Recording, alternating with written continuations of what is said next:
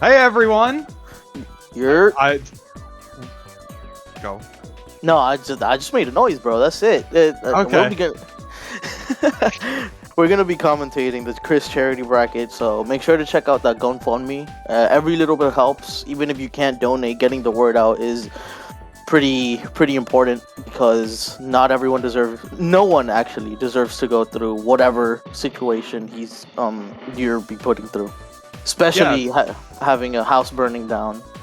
Yeah, so a little background about this bracket is that this is for Chris, who is the founder of the PFC, the Persona Fight Club, that holds all of these Persona events that we all know and love. And unfortunately, during Frosty's weekend, his house burned down. Fortunately, he and his family made it out safe, but because he's done so much for the community and is generally a great guy, we have banded together as a community to run these Swiss brackets, and that you can donate to if you do exclamation point Matcherino or $ GoFundMe will take you to the fundraiser to help raise money to help him and his family get their life back on track after his house burned out, and just kind of pay him back for all the help he's done for the community and help him out in a tough time.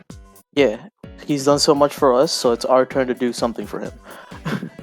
Anyways, yo, Matcherino. Yeah. Oh yeah, shout out the actual Matcherino too for the bracket. There's codes. Make sure you use that. You're not a real one if you don't. Yeah, no. But aside from that, let's get into this match. We got Stax and we got Injecto. I'm assuming Stax is gonna be going to Shadow Ekihiko as he usually does now. Yeah, let's go. I'm excited to see this. I don't know if Injecto plays regular Labras or Shadow type Labras. So I'll be keeping an eye on that on character selects. Yeah, one of my favorite Persona mix-ups is going, do they play Labras Shadow version or Shabras? Oh dude, I love talking to people and they go, yeah, I mean Shadow Labras. And then like the one time it actually happened, they sat down next to me and picked Shadow type Labras. And like they went into the match. I expected 2C round start, like bull 2C, but no, there was no bull. I know, so that's why generally, if they say Shabras, that is the puppet character. Yeah, and Shadow Labras, that's how I normally denote the Shadow type Labras. Like people either say Shabras, there's some people that say Stabras, and Who some people. Stabras? I've heard Alubras say Stabras a couple of times actually. And I don't know about that one, Chief. I kind of see why. It's because it's a mouthful to say Shadow type Labras or Shadow Labras. Oh, are you talking about for just Shadow type Labras? Yeah. I was like, I don't see it for No. Shabras is a different character. I'm talking about Shadow type Labras. or it's Labras brackets Shadow. Oh my god, derogatory. Derogatory. Shadow Labras derogatory. Shadow Labras and then in brackets like low tier or something like that. Yeah, the low tier one. Oh, so it is regular type Labras. Alright, cool. So we're not having gears off the get-go. Alright. Yeah. Alright, so looking to see this. I don't see this matchup too much between Shadow Aki and Labras. Both of these characters, not that common. Normally, if you see a Labras, it's probably going to be Shabras. No, I feel like it's the opposite way. Not Shabras. I'm talking like every time there's an Aki, you're flipping a coin if it's a Shocky or transitioning over to Shocky. Yeah, Shocky. I like that. I haven't heard that one before. I'm going to use that. Shocky. Dude, it's very shocking. I hate you. I've seen it in the Aki channel, so I'm like, yo, come on, Shocky, I believe in you. Oh, alright. We're gonna get this match underway. Let's see what the round starts are. God. I love reading the titles. I love reading the titles on round start. It's pretty funny to me. But already with the aggression, I'm drawing actually. It's Labras' turn to get the aggression going. Oh, dude, are we gonna see Red Axe round like off the first interaction? Alright, they choose not to spend one more burst. Beautiful safe jump to like, not a safe jump, but it was DP. A cross up. It was a cross up that was DP safe. That was awesome. And here we see the pressure. Okay, nice jump over the big DP. whiff. Yeah, oh, you bursting needed there. the burst. You were dead. No, no. If he did, I think if he did the lunge, like TK dive or just dive, he could have popped frenzy and just killed. Yeah, that's what I mean. You needed the burst there because if he didn't, he was gonna get shadow frenzied and then die. Oh, nice. IB and 2B on the collar. Here it is. Now you're dead. Oh, You're Twitter hella clip dead, bro. comment. Come on, Twitter. We're ready. No, bro. This is just a regular one, bro. Like, Stacks does this in his sleep. Yeah. I've never seen As him we drop can the see. BMB. The Shoryu Repa ended off. Alright, so now this is perfect for Stacks because he can spend this next round building back first, or if he gets good hits, just winning the game too, because he can spend meter, does generate meter pretty fast, which does help Aki. Oh. Like, shadow types in general just build meter by existing, so... Yeah, look, he already almost has 100 meter. Oh, and funny thing about Shadow, that was such a good roll. But funny things about Shadow that I'm not sure most people know, or at least not like that played the game enough. If you have 100 meter, you can actually just pop Frenzy when you don't have Persona to regenerate it all back. Yeah, no, it's because it's basically a gold burst in a way, where you can pop it and get Persona cards refreshed, if I remember correctly. Yep, it is. I've had several times where I'm like, oh, I've gotten the Shadow down, no burst, they have 100 meter, I can kill them, and then they touch me and I die. And I'm like, yeah, I guess. Yep. Just don't get hit, that's the name of the game. That's just, that goes all over. Oh, the meme overhead conversion! He has burst! Hella dead. Dude, 5C Sloverhead does a quarter of your health, bro. Or at least that's what it feels like. I like how Aki players try to downplay that move being bad. I'm like, it's not. It's like, yes, it is kind of slow, but it catches people off guard because most people are crouch blocking Aki, so you just have to sometimes check them with the overhead, and if you have Shadow, you can convert it into good damage. The thing is, people always down block Aki because he has one low. So it's very safe to just sit there and hold one. Yep. And it like, the thing about Aki is like, if you up back, you can deal with the sweep that he's gonna do on the Rekka or the grab that he's gonna try and throw into. The mix-up is when you do the 5C and then it catches you on your pre-jump. Oh. Injecto blocking the air dash 50-50 mix-up from Stacks. This little web ball is always such a funny neutral tool because I see Labrys do it all the time. And I play Mitsuru and I just don't care about it half the time. Dude, I see them and I treat them the way I would treat Thanos Bubble in Marvel 2. So Don't care. yeah, it's not that I don't care because my character sort of cares, but it's more like if I just swing at it, it goes away. Yup. Yeah, no, it's like, or I can just hit them. Dude, the red axe. Oh, we great Labrys, blocks from bro. Stack there. Dude, Labrys is in an amazing spot right now, actually. Oh yeah, she got that red axe. Basically, with 50 meter, massive damage coming her way when Injecto gets hit. Oh! Nice fight, like nice God. air JC. Unfortunately, drops the combo and then gets comboed for his combo drop. The story of Fighting games in general, dude. Yup. Oh, here it is, here it is. Oh. It's either he's gonna go for a reset or go for the dumb damage. Oh. No. Nice DP, questionable DP actually. I would have gone, I would have just accepted losing.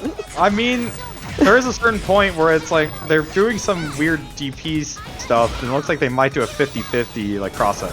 Normally DPing is a good option in that situation. Oh, this is fatal counter. Oh, drops combo!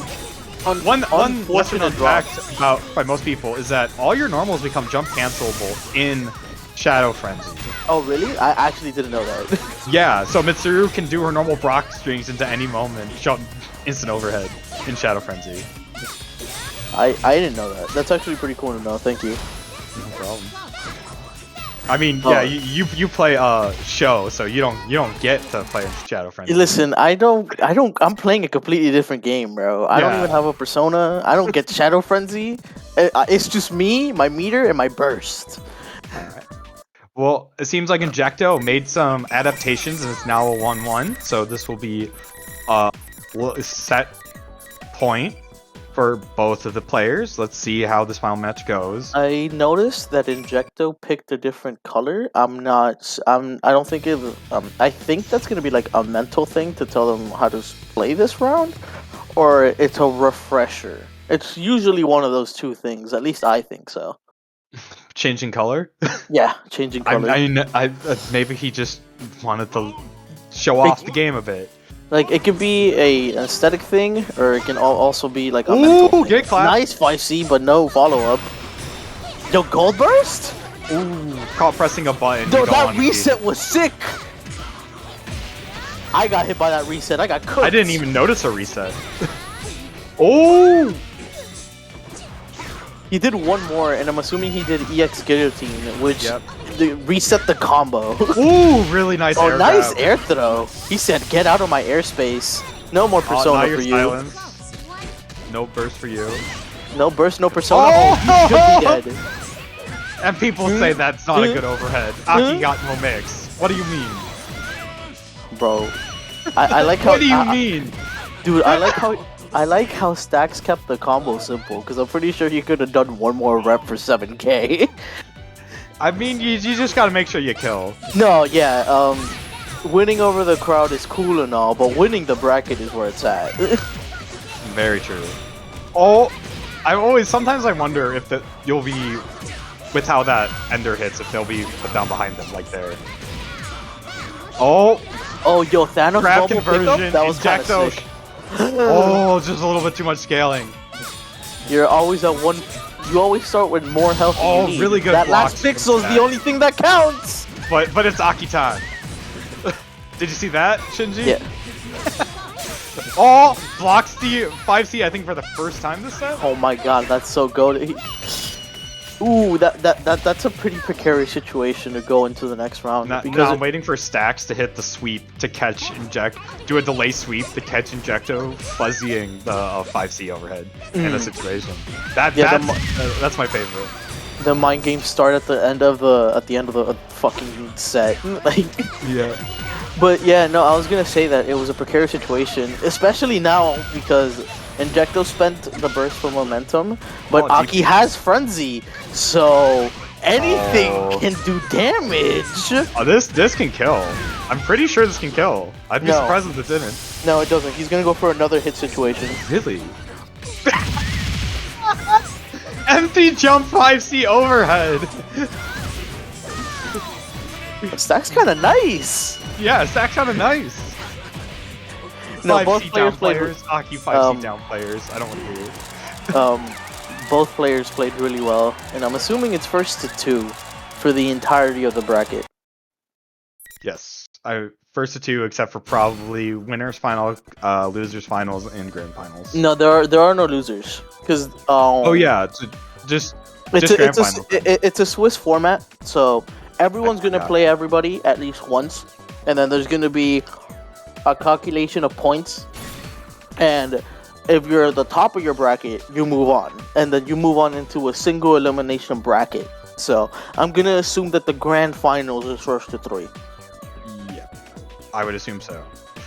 But alright, moving on, that was Stack showing off the volatility of Shadow Akihiko and showing the strength of 5C. I think he won how many rounds off of a 5C hit? I think it was 2. 2? Now this is a matchup I've never seen before. I'm so excited. Let's go, Jordan. A very strong Itachi player. Placed 4th at Frosties and 9th at Taku. So he's up there for the conversation of top NA players right now. And I think he got recently sponsored as well. I think so too, yeah. Yeah, so and then Mr. Sponsored Man versus Jolteo, who is the Risei warrior, Risei's most loyal warrior. Really making this character work and showing us off what her nasty set play and giving us the 1-2 step with her neutral. I wanna because like coming from 1.1 to here, Risei got a lot of her damage gutted, but that's not to take away from her mix-up game. Her mix-up game is disgusting when she gets it set up. Like I for one do not like blocking JB. That is not fun. You know what I don't like dealing with? Notes and hidden missiles being backed up by the notes. And don't you love getting hidden missiled into unblockables? Dude, hidden missile into deal with DDR that's actually an unblockable. Yeah, dude. Oh no, man. but I think I've been scrolling through his Jotio's Twitter and in my timeline whenever it pops up. He's been like experimenting with Shadow Risei, so I don't know if he's gonna play her in bracket.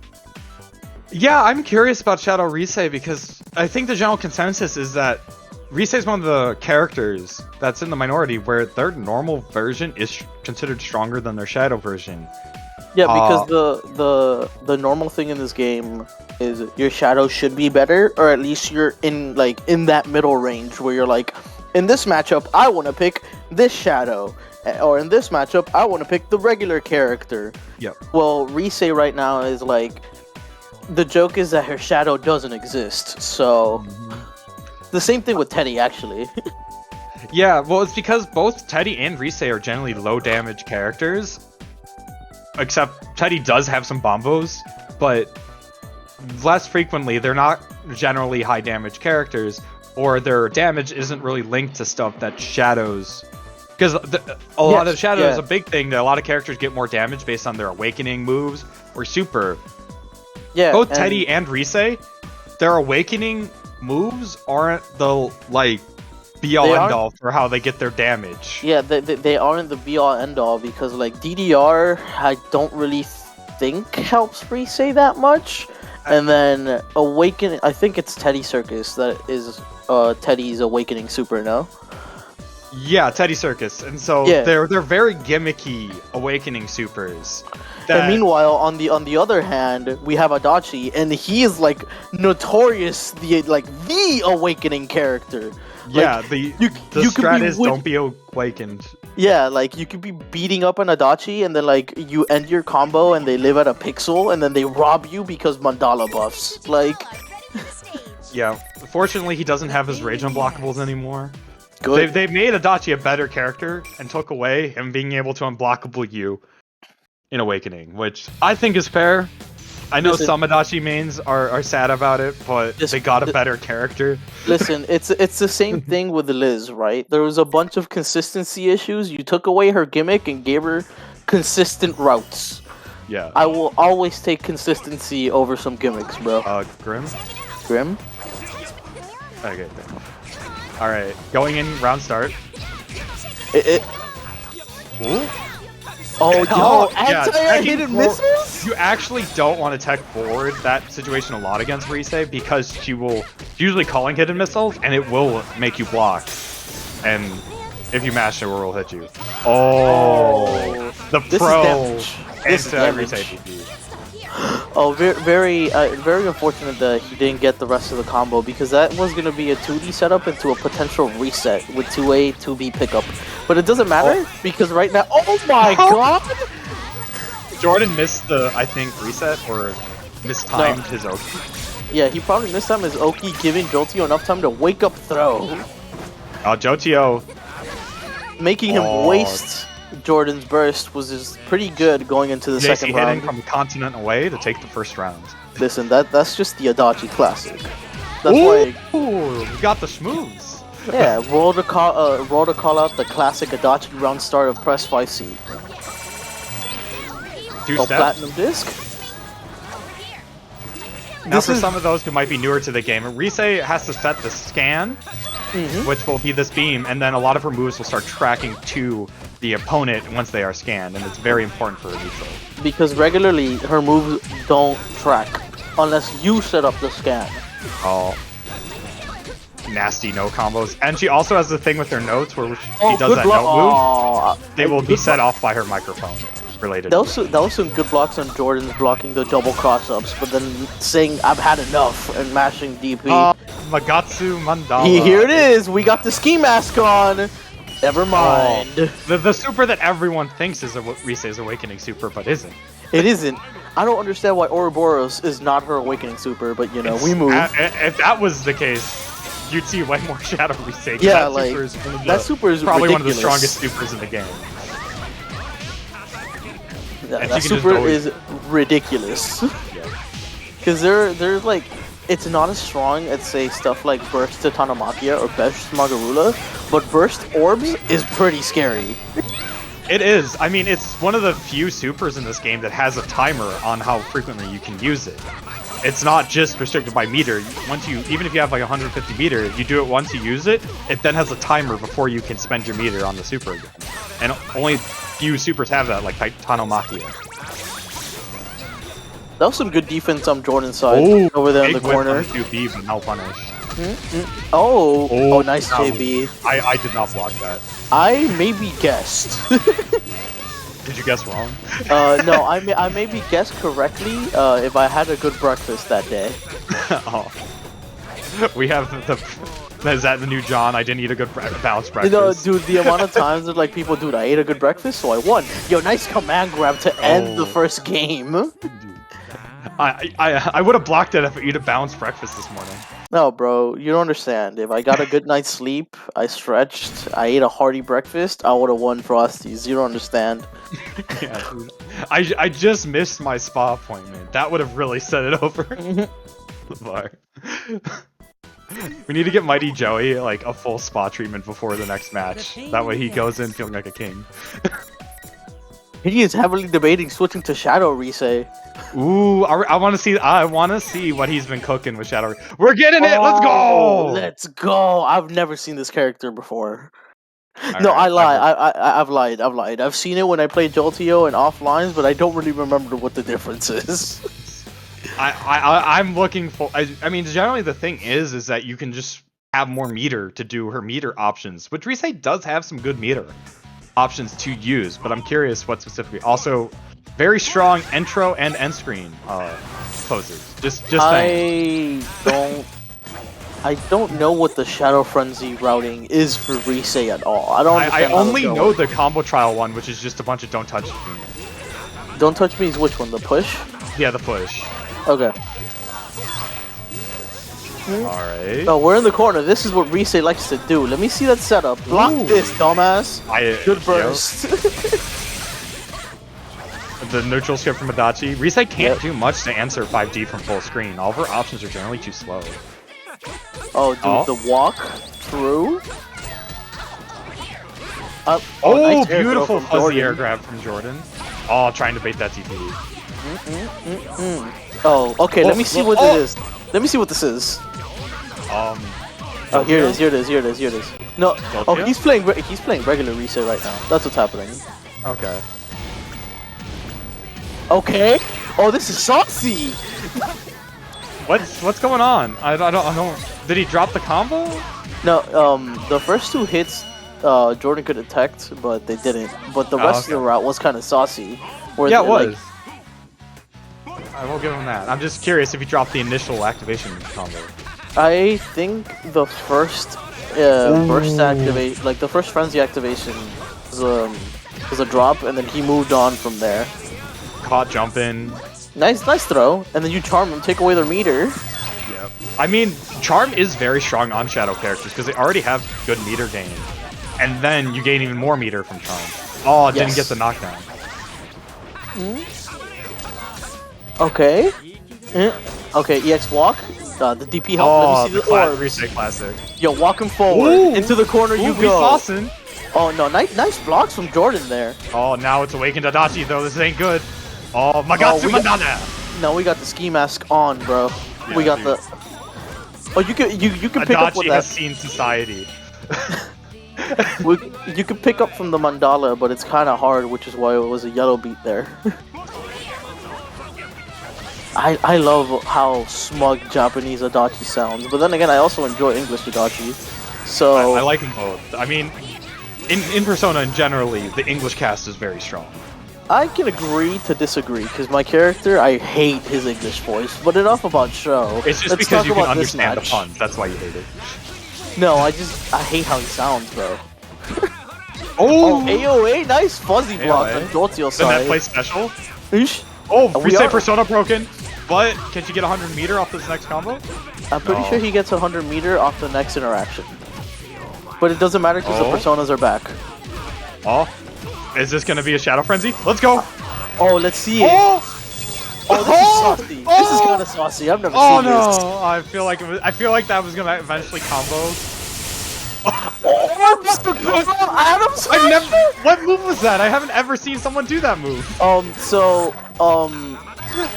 Which move are you talking about? The weird follow up from her orbs.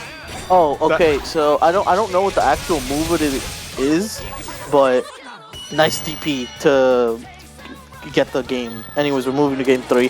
The follow up from the orbs, it acts like, I'm not sure if you played Marvel 3, but this is the best thing I can compare it to. When Virgil does the Gucci belt, aka the Oh yeah, so spiral. it's the summon sword thing where it's around them and it just Yeah. all of them go around them. Wow. Yeah, like when Virgil summons the Gucci belt, he can make a crown and have the swords come down in timings. I'm assuming Rise can do that too. Okay, because that's so what we just saw. You generally see the single like set the bombs. You don't normally see that specific move. So I was like, what? It seems good. Maybe Rise players should use it more. I Like don't know. that was a very smart from Jolteo summoning the crown into Adachi's Autumn Smasher. That was very smart. That was super cool. The 2B pickup now you're in the Adachi. corner against Adachi. Remember, he only has 3 lows and one of them is a meme. Yeah, I'm talking about 5AAA being a meme. If you're asleep at the wheel and you got hit by that, you deserve it, bro. I'm usually crouching. I didn't even know it was a low. I'm gonna be real. I had never gotten hit by it, and I didn't even know it was a low. Well, technically, Adachi has 2 meme lows and 2 real lows. He has the slide, he has the gun. Those are his real lows. Yeah. And then the 2 meme lows are 5AAA, where he slides towards you and it's a low. And then the second part of his DP, which is also a low. Because the first part is an overhead, and then it goes into a low. Dude, that's the dude, in delay-based netcode, that was an unstoppable move. No, dude, in delay-based netcode, everyone had an unblockable by the name of AOA. Yeah, true. But Adachi's was two levels of unblockable because you had the time to block the low. And you're like, no, not my 8 frames delay. Oh, fatal! Fatal This counter is not Megidola. Oh, they could have teched out. They did tech out. Usually, fatal counter Megidola leads to around the 4K damage meterless. He's Tennis? Ryza. Oh, Back doing in the side the corner? switch. Are we gonna? Oh, okay. Oh, tick throws. Tick grab. This. Oh, wait. What? Yo, the 2D Okay. the 2D to air stall the DP was super smart. Ooh, that was almost real bad for Adachi. Let's And go. Jordan takes it. Let's go, JC, Adachi JC. JC. That's what happens. You get when you go to police school. You get a JC. Is You don't get a that gun. what happens? Is that actually Yeah, dude. what happens? You get JC. Dude, That's- like you get a degenerate JC when you be our police officer. Just look at Naoto's JC. It's not. She's not full police officer yet, so hers isn't quite as big as Adachi's. But imagine once she's like more time skip Naoto, so- it's gonna be. This matchup is pretty interesting. The Igus show matchup. I've been trying to help Dry and get better a show by like in the show channel, just like trying to answer his questions as best I can. And I recently played at Grimalkin. By recently I mean like 2 hours ago. So I think I can talk a lot about this matchup as it goes on. The general gist of it is that Igus has the slight advantage, but if you get into her face, her defensive options are not that they are strong, but they aren't as strong as other characters. So Sho can run the mix-up game, although Igus mix-up game is generally stronger because if she opens you up with like JC, you're taking 4K and you got a guess for game. Yeah, If I mean, Sho- I guess you can just dash around in JC, and that seems hard to deal with for a lot of Yeah, and if Sho gets you in the mix-up, he's got to touch you like 2-3 times depending on the starter in order to make you you have like 2-3 lives against Sho, while you only have 2 lives against Igus, pretty much is the way I see it. Very true.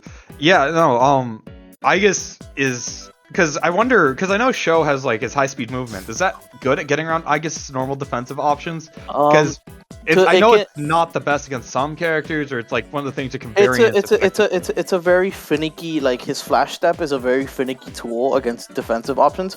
Against Aegis defensive option, it's actually just better to use spot dodge because it beats her DP, it beats her 5A, it beats her sweep, but it doesn't beat her JA because that's a multi-hit. How do you deal with the Aegis neutral of 2B? With Show. If she's doing it from full screen, you can either spot dodge it or roll, or if you have the meter, you can EX flash step to her face. Ooh, that's actually that might in itself, depending on the skill of the Aegis player, might put a big wrinkle in their plan. Because a lot of Aegis players like rely on 2B to establish neutral. Like Grimalkin is pretty good at just being patient in the neutral. From what I played with Aegis, I don't think I've ever seen this before. Like, he just likes to throw, like, at least in the situations of the game where it's like, let's say they're both at Awakening, he's okay just sitting back and throwing Athena out and seeing what you're gonna do. Rocking the Minerva palette, let's go.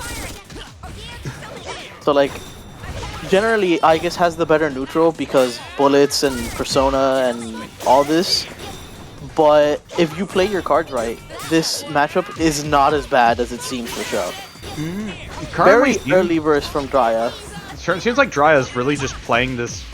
I'm gonna press my big normals, and you're gonna run into them. It's like what I'm seeing from Drya is that they're trying to establish a little bit of space control to make Aegis walk into the JC, which is a smart idea.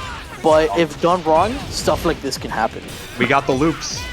Oh, that mix-up was dirty. Yeah, Grimal definitely has the execution down, because Aegis is probably one of the most intensive execution characters to, like, at the skills floor.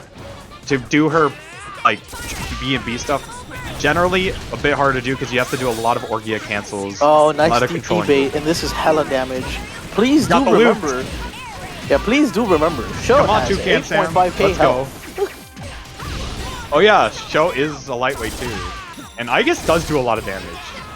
Like, one fatal counter meterless from Aegis leaves you at near death, just like here. That hop was very smart from Drya, but doing no normal to try and establish something like a 2A.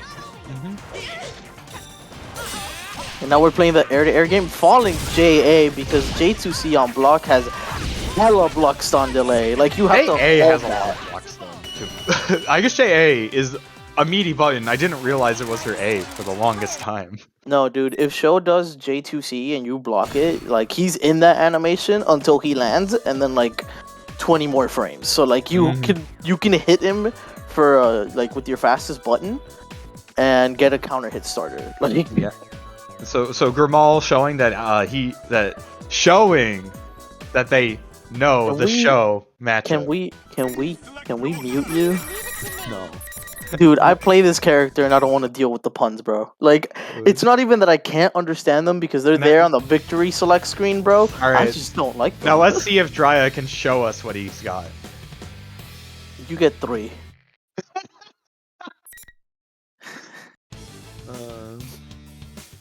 Alright, ladies and gentlemen, let's get ready for this show. Let's see. Okay, Akihiko Gaming. This theme song's pretty good. Alright. Oh, he picked the manga coloring. That's what I like to call the color 12s in this game. The darker shading? Oh, see, this is the first 5 seconds and they're just looking at each other. A very early burst from Drya. Ooh, backdash is the survival knife. I don't know if that's intentional or not. I guess does have a good backdash though. Like, there are backdash, like inborn backdash frames in this game, but it's not as strong as games like, let's say, a Blaze Blue for sure. Ooh, got the DP. I can't believe that JC a while ago actually almost cleanly converted. That was nutty. I like what both players are doing. They're trying to let each other hang each other. Yeah, I'm really actually liking Grimal's neutral. I mean, it's not as high octane as Heroes or some of the other Aegis's, but yeah, they have the execution, but not just relying on Aegis's really oppressive offense to win. Being like, what will they do in neutral and answering them? As a show player, yeah, because if you do Moon Smasher with 100 meter, it's usually a gamble. but they, like Drya, I'm assuming they just did it and thought they were immediately gonna block. So mashing OMC to be safe instead of letting it rock. JC taking round 1 of this game 2. Killing each other out neutral. JC again. The Rockets is such an interesting move from Aigis because it's very reminiscent of Morrigan's supers that she has. Yeah. And it's really helpful for her to get in on some characters that normally she'd have a hard time navigating around. And it's also like completely projectile involved for most of its animation, or if not all. It's okay, crazy. let's see. Now that Show's in the corner against Aigis, let's see what Drya's gonna do. Oh, okay, yep. 214A into EX flash step. That's the card cancel right there. Double overhead. That was a double. That's a single hit. Bait. That was a single hit, but it was an auto combo mix-up, which it gives you a quote-unquote three-way situation. If you delay the overhead, it lands on the other side. If you do it immediately, it's the overhead, and if you Kara it, you can go into a low. A fatal counter against Show with no health. Yep. Got the loops.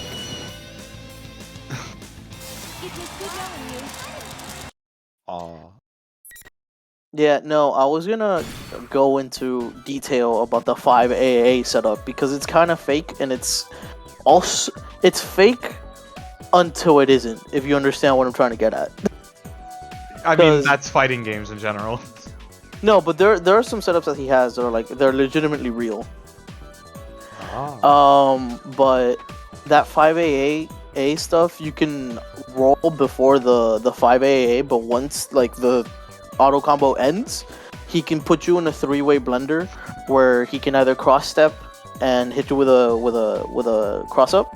He can do the overhead, as we saw there, or he can delay the overhead and go into a low, because if his overhead has a bit of a, let's say, a distance cap that it has to be passed before the overhead comes out, and if you like don't get to that cap, he'll just go to the floor immediately, leaving you actionable to like do a low.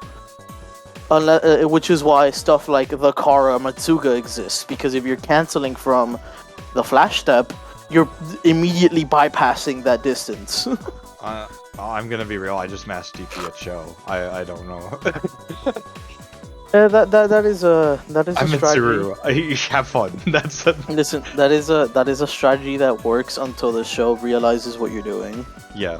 But while we're waiting for our next match, let's talk about why we're having this Swiss bracket. It's for our boy Chris, the founder of the Persona Fight Club, who has helped us start up and keep all these events for Persona running. And so if you want to donate to help him, during Frosty's weekend, his house burned down. And so we are to pay him back for all the help he's given us. We're trying to help him out. So if you type in !Matcherino, you can donate to the Matcherino. That will go to Chris, or you can go directly donate to his GoFundMe if you do !GoFundMe. And all this again goes to Chris and help him and his family get back on track after the terrible accident of his house burning down. So please, if you're enjoying the stream or have enjoyed the Persona streams in the past, please feel free to donate and help out a core member of the community. All right. It's our chance to pay him back, because he's done so much for us. It's only fair that we do something for him. Yeah. Like, especially now. And then, like, we could do it whenever, but like especially now when he's in need, like in a dire situation such as that. Yes. So please, I mean, Chris is a great guy, pillar of the community. You know, let's pay him back a bit for all the enjoyment and the Persona that he has helped facilitate going back. So I don't know switching back to the bracket, I don't know who our next match on stream is going to be. Necro, Gaffa, and who? And Kyoko. Oh, that's wild. Oh, we get one of the best kanjis and debatably the best Labras active right now. Let's go, boy. Like, I saw the bracket and I saw Kyokugen, and that is probably my pick for the favorite to win it all. I mean, Kyokugen, I'm looking at the bracket. Kyokugen is seeded number 1. That is probably like he's strong. He's had several strong showings, even in the PFC tournaments, such as the monthlies, where if I remember correctly, he won the last one that I helped TO. I didn't really check the last one that happened. Like if there was another one that happened, because I TO'd one, that one he won, and then I'm not sure if there was another one or not, but I'm almost certain he did pretty strong. And then Necro, Kanji man. Everybody likes to see them D grabs. And get that out of your head, you lewd people in chat when I say D grab. So going on, these are 2 character specialists of characters that are generally on the mid to lower end of the roster, but both characters, if you make a mistake, can take a game easy, or take a round easy. Labrys with her red axe, when she gets that red axe up, you get hit, you're hurting. Kanji, I mean, he is slow, but he does have some neutral tools, and again, his grabs do a lot of damage and lead to good situations. It's also very notable that he has the highest HP in the game, regular and shadow. Very, very true. Yeah, Kanji can take a beating. And so it will help him maybe survive one more guess against Labrys with Red Axe even, but even then, Labrys's damage output is a lot, where she can shoot through Kanji's health better than probably some other characters off of hits when she gets Red Axe. Like, Labrys is a snowball character, so like on paper, if you never let her get to like even Yellow Axe, it's gonna be hard for her to play the game. Mm-hmm. But that's on paper. Literally anything can happen. Very true. Yeah, Kanji doesn't have the best stalling, because a lot of times if Labrys does get her higher axe levels, what you want to do is not to be aggressive. You just want to stall her in neutral, because if she's not having you block or comboing you, the axe level will go down. So, I mean, Kanji does have his D moves and charge, but generally, Kanji wants to try to get in and run his own game plan. Yes. Oh, here it web is. Ball coming in clutch. No, that's not web ball, bro. That's Thanos bubble or reality stone. Keep it real. I call it web ball. it reality stone. It does definitely act as a web ball, but it chases you like a reality stone. Like, well, isn't her persona the Weaver? I think so. Girl. I think so, and then it becomes the bull, like Asterius, like the Greek history. Anyways, here's the Red Axe. All right, Red Axe time. Oh, drops the the back turn air dash forward into 5As always get me. It's a really funny mix-up you don't see in many other games, because in Persona you can do a manual air turn. So I think it gives it's every the only character game. the process. I think it's the only game that you can have a manual air turn. I think there are some other games that do, but they're not very good. Well, I think there's some Kusoges that have it too.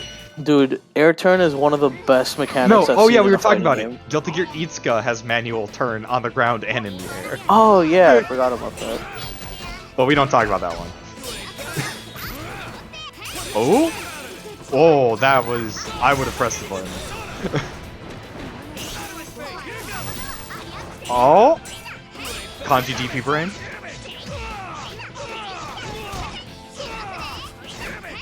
This isn't 1.1 where Kanji's DP is scary, but it's still scary because it shocks you and it leaves you right next to him for his RPS to start, so it's something to keep in mind.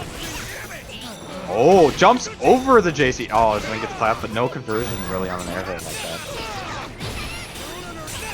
Yeah, Labrys DP is guard point, so that was really hard. That burst bait was so fucking smart.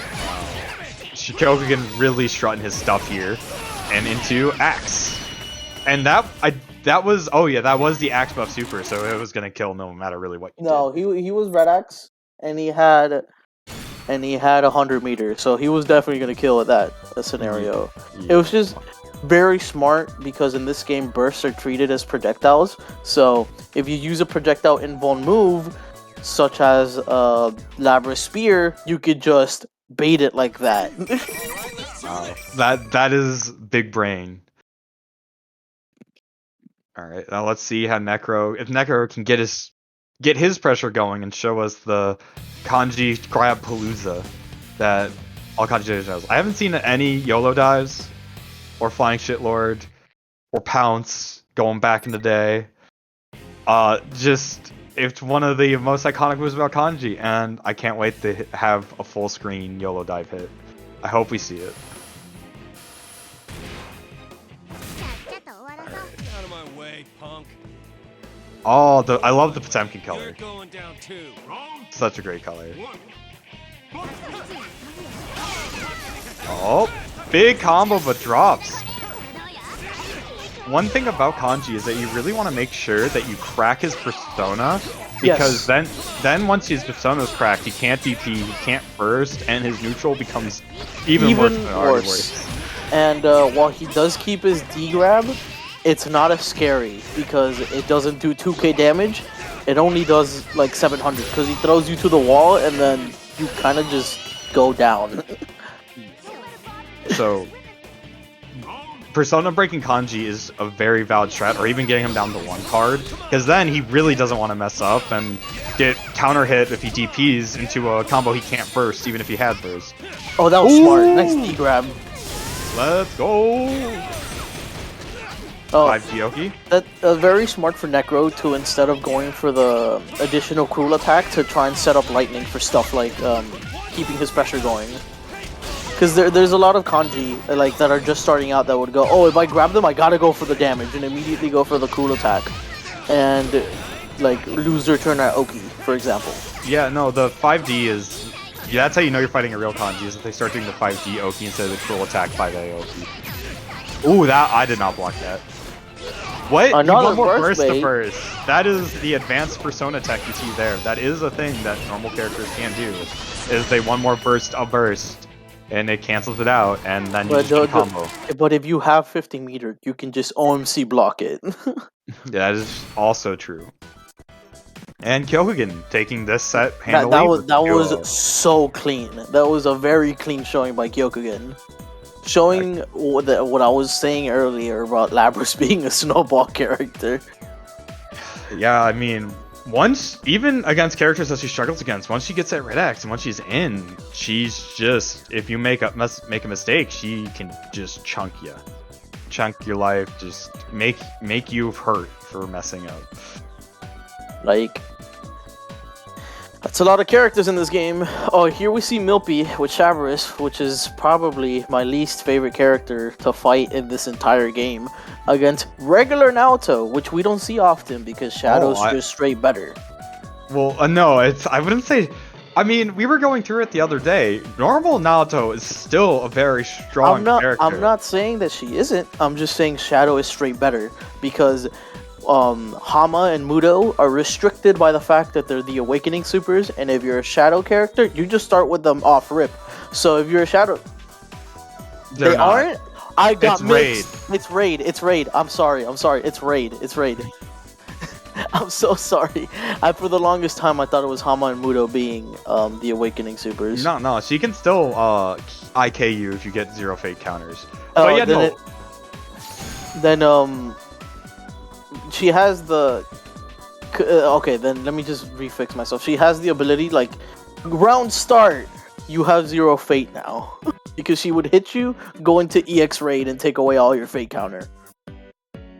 Yeah, which is such a terrible mental place to be in when you're playing this game already. Yeah, it's just... So, the thing about normal Shadow Naoto is that she really just abuses the fate counter into IK.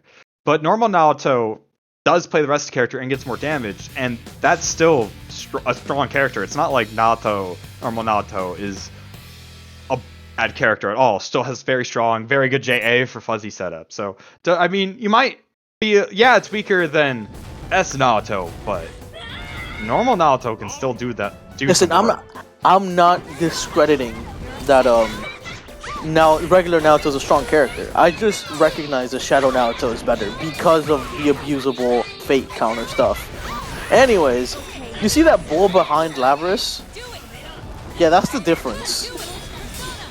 That's how you know the opponent is playing Shabris instead of Labris. Deep, yeah, bull, the big bull. Yeah, you won't mess it up what they mean once they go to character select. You see the big bull on screen. Like, cause here's the funny thing about the bull. It has its own block button, so it helps Labris gets out of a bunch of stuff, and also you could program it to do certain things. So you could like be on block, and 2C comes out, and you get fataled. Yeah, very true. I mean, the puppet characters in this game are unique in that there really isn't a resource controlling their puppets' move. They just can. The way you stop the puppet is to break the puppet or break the persona cards, which are the bull's health or getting Koromaru's health down to 0. They can just constantly, if they're pressuring you, there's nothing really stopping them from constantly using the persona other than timers on the moves or the recovery of each move. Because here's the funny part about Shabris. Yes, the bull's scary, and Labris herself is also kind of scary because she possesses the same normals, like AB normals, as regular Labris. But because she has the bull, she has to be balanced in some way. She has the lowest health in the game, having 8k, like a flat 8k. Oh yeah, very true. But Milpy, I mean, Random didn't really get a chance to show off that much of normal Naruto that game, and you just got to see Shabris be Shabris and Bull slam the ground a bunch of times. But let's see if Random can show us some of what makes Naruto a character that you shouldn't downplay too much. Listen, the blue, the blue-haired beret-wearing cop is a good character, no matter what version you're picking. Yeah, no, I mean, both of them are messed up. But I mean, one thing that's really strong about Shabris is that she can DP and cover with her Persona Bull. Oh yeah, she is one of the few characters in this game that can make her DP safe. Like some of her pressure strings consist of her running up to you, having the bull program do a punch or something, and DP, and then the pole covers her. Yeah, no, and like even on Wake Up, she can make it safe by doing DP Bull. Nice burst bait on Random's part, by the way. Yeah, very nice. Ooh! But okay, as you see, you can get around the DP Bull if you are ready for it. And Random taking round 1. Like if you're ready for it, it's pretty. It's still scary, but it's manageable. Yeah, very true. I mean, Shadow Labris is such a rare character to fight against that a lot of people also lack the matchup experience. Oh yeah, no. Not only is she like a really good character, some would say gatekeeper top tier. The fact that she's hard, coupled with the fact that like barely anybody plays her, if you run into her in bracket, holy, you're gonna have to guess for the matchup experience, bro.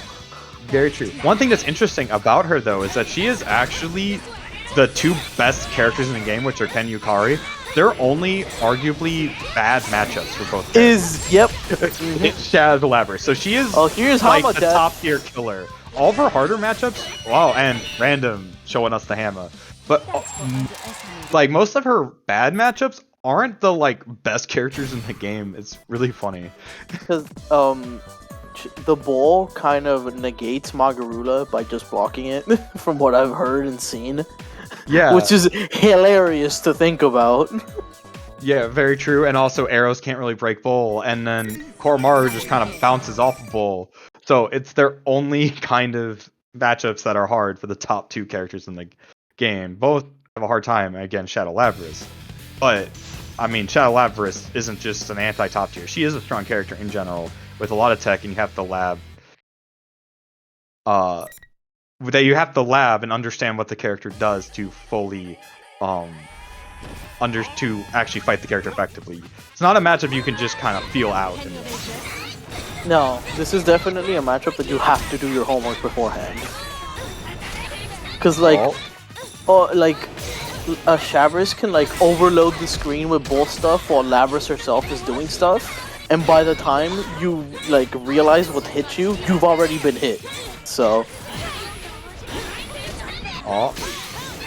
Yeah, as you can just see, it's just Bull constantly doing pressure, nothing to stop Labris from doing Bull other than Persona cards being broken. And the infamous bite. She is able to do that in situations where if you jump, you get hit, and if you don't jump, get looped. you get hit. Basically, you have to do either backdash or DP in a lot of situations to get out of The latex. The latex ball. So it's and that cross up for Milky. what Random was doing a bit there was very smart, where they would just fade away JC to break the bowl to find their way in, and it's sort of that was SP very Blight? cool. That was cool. That was a cool pressure string.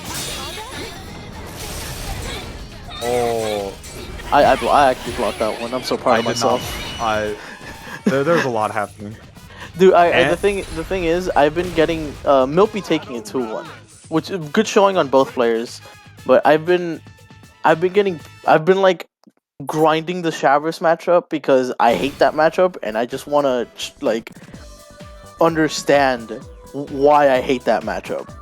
Yeah, no, I mean it's a hard matchup. So before our next match, we're gonna take a 5-minute break. Remember to donate to help Chris and his family recover from their house burning down. You can type ! Matcherino or exclamation point GoFundMe and be able to donate to help Chris, who is a pillar of the community, the founder of PFC, out in his time of need. Thank you, and we'll be back shortly.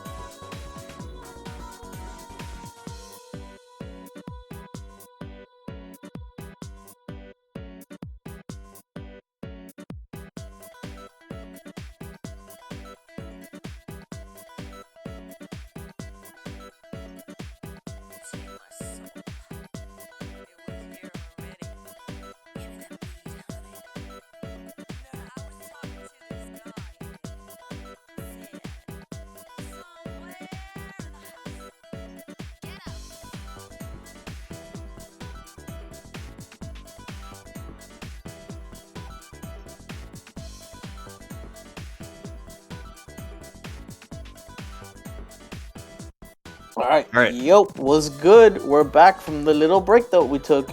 And before we go to the match between Kento and Justin, which is going to be a slobber knocker of a match, I can feel it. Let's talk about the GoFundMe, which you can access by doing ! GoFundMe or ! Matcherino to help out Chris, the owner of PFC, the Narukami swag master of PFC, if you will, Lamau. The homeboys. The homeboys, let's help him out. He's helped us so much in the community. So now it's our turn to give back. Because unfortunately, while we were in Frosty's, his house burnt down. So it's very nice to hear that his family and himself as well made it out safely. But now they're struggling to find a place. So let's try and gather the troops, like us, and help him out find a little place.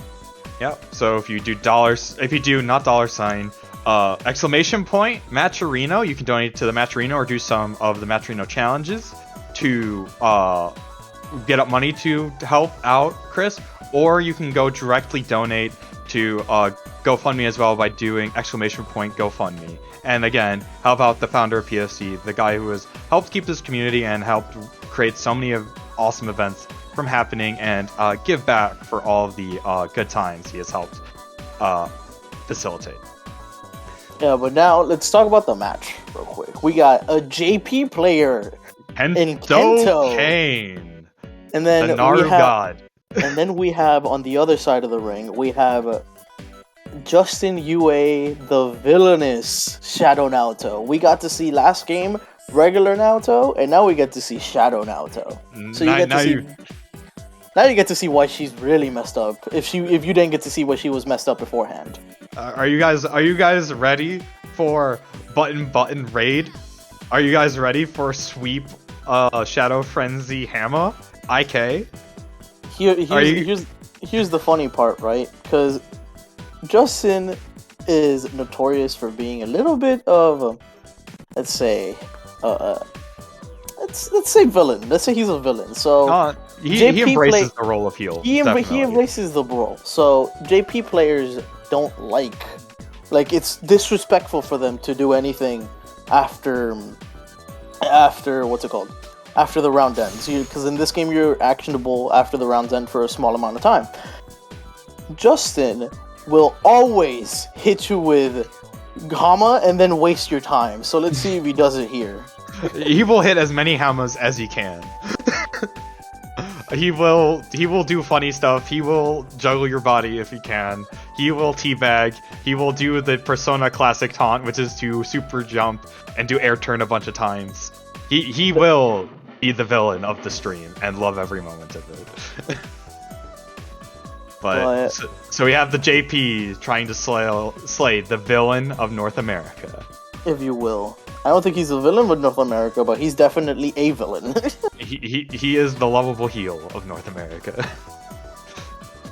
He's definitely a heel. He is one of the few. He is one of the handful of heels in the Persona community. I want to say. Yeah, that is very true. But Shadow Naoto is really funny. One of my favorite things Justin ever said is that we were talking about Mitsuru and Naoto, and he was like, "I could never play Mitsuru. I'd have to have real fundamentals." That's pretty funny. That's one of my favorite interactions with him. Just randomly happened. Oh my god. But yeah, I want to see how this match goes, because the way JP plays Narukami is completely different to the way NA plays Narukami. From what I've seen in the Aoi brackets and random matches that I played with them in the lobbies for the last 2 days. Yeah, no, I mean, yeah, I'm looking forward to see this get going, because I mean, it's rare to have a Japanese player in one of our brackets, even though, like, we have rollback now, but I'm very excited, because usually the timing just doesn't line up. But thanks for Kento for coming out and supporting our boy Chris. You know, always great to see. Dude, I'm so hyped. I'm so hyped to see this, because they're both really good players. Let's go! Alright. I'm so excited. The anticipation Is killing me, bro. Yeah. Yeah, like I want to see it already. Like I want to skip the synchronizing. I want to skip character select. There we go, right here. Oh, Oh yeah, no, straight run dude. underneath. Yeah, dude, straight run underneath into bullets. That's kind of funny. I'm not gonna lie. Yeah, dude, big funnies. Oh, they're playing neutral. I like this, but now What's neutral in my persona when Shadow Naoto's on screen? Never heard of Dude, it. I like what they were doing though. Oh, he set up like 3 traps and he just de-slided. Oh, we got the hit in. Nice burst Already from a Kento. burst. No, you actually had to burst. I feel like you had to burst because if not, you were gonna get into like the 0. Oh yeah, you were gonna get raided, and no Yeah. one wants that. Yeah, you were about to be a Twitch streamer and get raided. Oh my god, we're really doing those jokes live, bro. Dude, this is expert level commentary. True. Now you got dude. Narukami corner pressure is. What? That was almost very smart. I love this game. This game's awesome. Dude, that was a very smart reaction on Kento to. But he was too on point. He was too good with the reactions. Oh, dude, that was sick. I'm pretty sure if he did the what's it called, cross slash, I'm pretty sure he could have gotten a pickup. But he got Stinger instead. I'm assuming because weird DP being auto track. Ooh. Gets. Oh, EX roll until you're dead. Get shot. Hands Dude, up. EX roll is such a funny wake up option, bro. Yeah. It's No, that's the why thing. it's It funny. isn't. That's why it's funny. Bad wake up options are always the funniest wake up options. Like people just keep getting a nice DP to call out the B raging lion. Oh, Narukami. Oh, nice 5A. pickup. Nice pickup. That was a good pickup. Realizing In that the it was corner a against 5A Narukami, and type. this is bad. This is a bad time. Oh, good roll Oh, you from got Justin. mixed. You got mixed. Ooh, 5B. Yeesh. All right, here we Raid. go. EX raid. Let's go. Oh, we're turning around the kick for Oki. And the next hit. Oh, you're dead. You're dead. Shake my Let's hand. go! What is he doing? What's the BM? Naoto! Oh, we're getting out of there. And the hand. Just give him the bit of the backhand. Bro, no. Bro, not even the double Emma, just straight up like. No, as soon as I saw Hama, I'm like, all right, what's the BM? He kicks the other way, runs back, only to slap his foot. So disrespectful. Just give him the backhand. Oh, Kento, be the hero we need. All right, but that's just showing the strength of Shadow Naoto, where Like, if it goes downhill and you're in round 2, and they have burst and you have 0 fate, yeah, like you better TOD them on your next hit, otherwise. you're gonna get TOD'd instead. That was a good pickup from Kento. Backing up, doing the safe option. Whipping command throw to get the counter hit follow up. That was sick. Let's go. All right, empty jump throw. We're real fighting game people. Nice roll I'm bait. so but didn't- happy he doesn't get a corner combo anymore. For what, off the throw? Yeah, Off true. the throw in the corner. He Yeah, used to true. always get it in the previous game. Dude, that was so sick. Dio car, but the drop. Oh, you're dead. Yep. This is what you want to have. You always want to be up around against Shadow Naoto because now even if she robs you, you still have the last round to fall back up on. yeah. So you really want to, if you don't take this round, you really want to make sure that Shadow Naoto spends their Shadow Frenzy or bursts your combos. Like if you get the like in general, if you get the shadows to spend the burst, you're pretty well positioned going into the next round. Yeah, but this is not a good place for. Oh, now it's a fine place for Kento. Alright, just. That fireball is so good. In the corner. Alright, what's the Oki? Oh, dude, we're just checking them with that mids. combo? 5 counter hit 5A SP Dude, Lion. I My like how favorite combo. Oh, alright, what's the BM? Oh, this ain't good. It's He just kicked to run back to look at him die. into Mudo. That's the BM one. Mudo, Hamma's the standard. Mudo means you're like, nah, I can do something special. Or like, there's certain scenarios where, let's say you off a counter, which that's what I call guard attack, like guard cancel attack. because I come from tag fighters. Don't worry, I call it dead angle. Okay. So we're calling it completely different things. Good. Where if you off the counter from having 50 meter with Naoto, you could just straight go into Mudo. Like I've seen that happen. Yeah. Just staying on the traps. Yep, Oh, good smart. conversion from Justin. Oh, it's a gun? Oh, now you gotta And guess so for please game, block. son. No, he didn't have to, bro. He just woke up DP. Like a true protagonist, I bro. mean, otherwise you eat the mix and then you die. Oh, Oh, you're dead. You're so dead. Let me see the and BM. Justin takes it. I knew it! Oh, I knew it! Justin, you heel! You madman.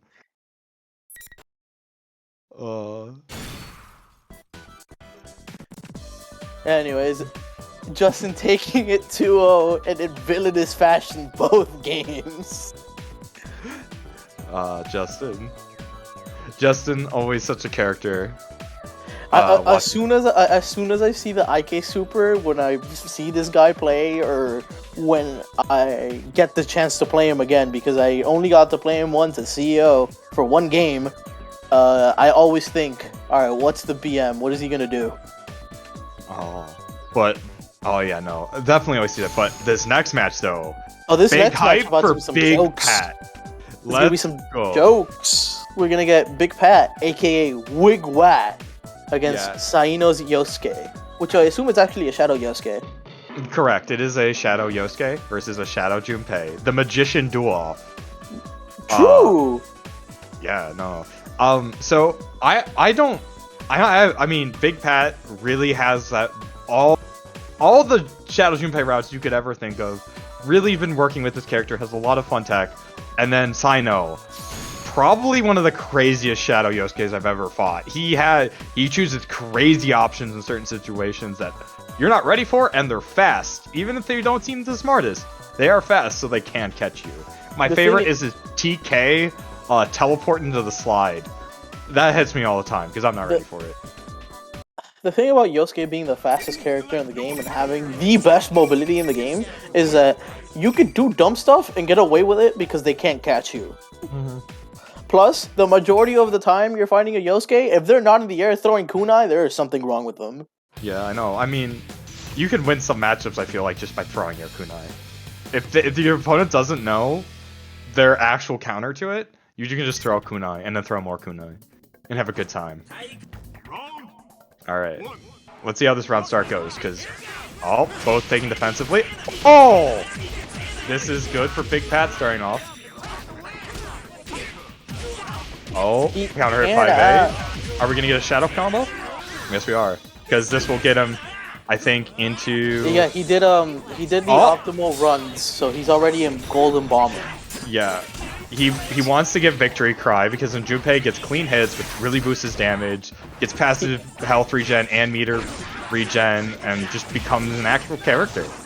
The thing is, right, the difference between Junpei and Shadow Junpei is that Shadow Junpei, as you saw, doesn't have to really care about the baseball mechanic. He could just hit you once. He has to care, but he has to care less. Yeah, he has to care less, because he could just hit you once, pop the frenzy, and immediately get into Golden Bomber. Ding, ting. Oh, here we see it. Ding, ding. That's the most satisfying sound of the game. Oh, but, this is going so good for Big... What? What? No, I've never... No, what was that? He did it... The fuzzy... Yeah, he did it to set up... he did it to set up Junpei's scariest Oki, Trismegistus finger. I've never seen that setup. That's crazy. But Big Pat looking real strong. What Trismegistus finger is he would set up as 5D, and now you gotta guess between a high or a low. And if you get opened up by that, it does damage, son. Clean hit. Let's go.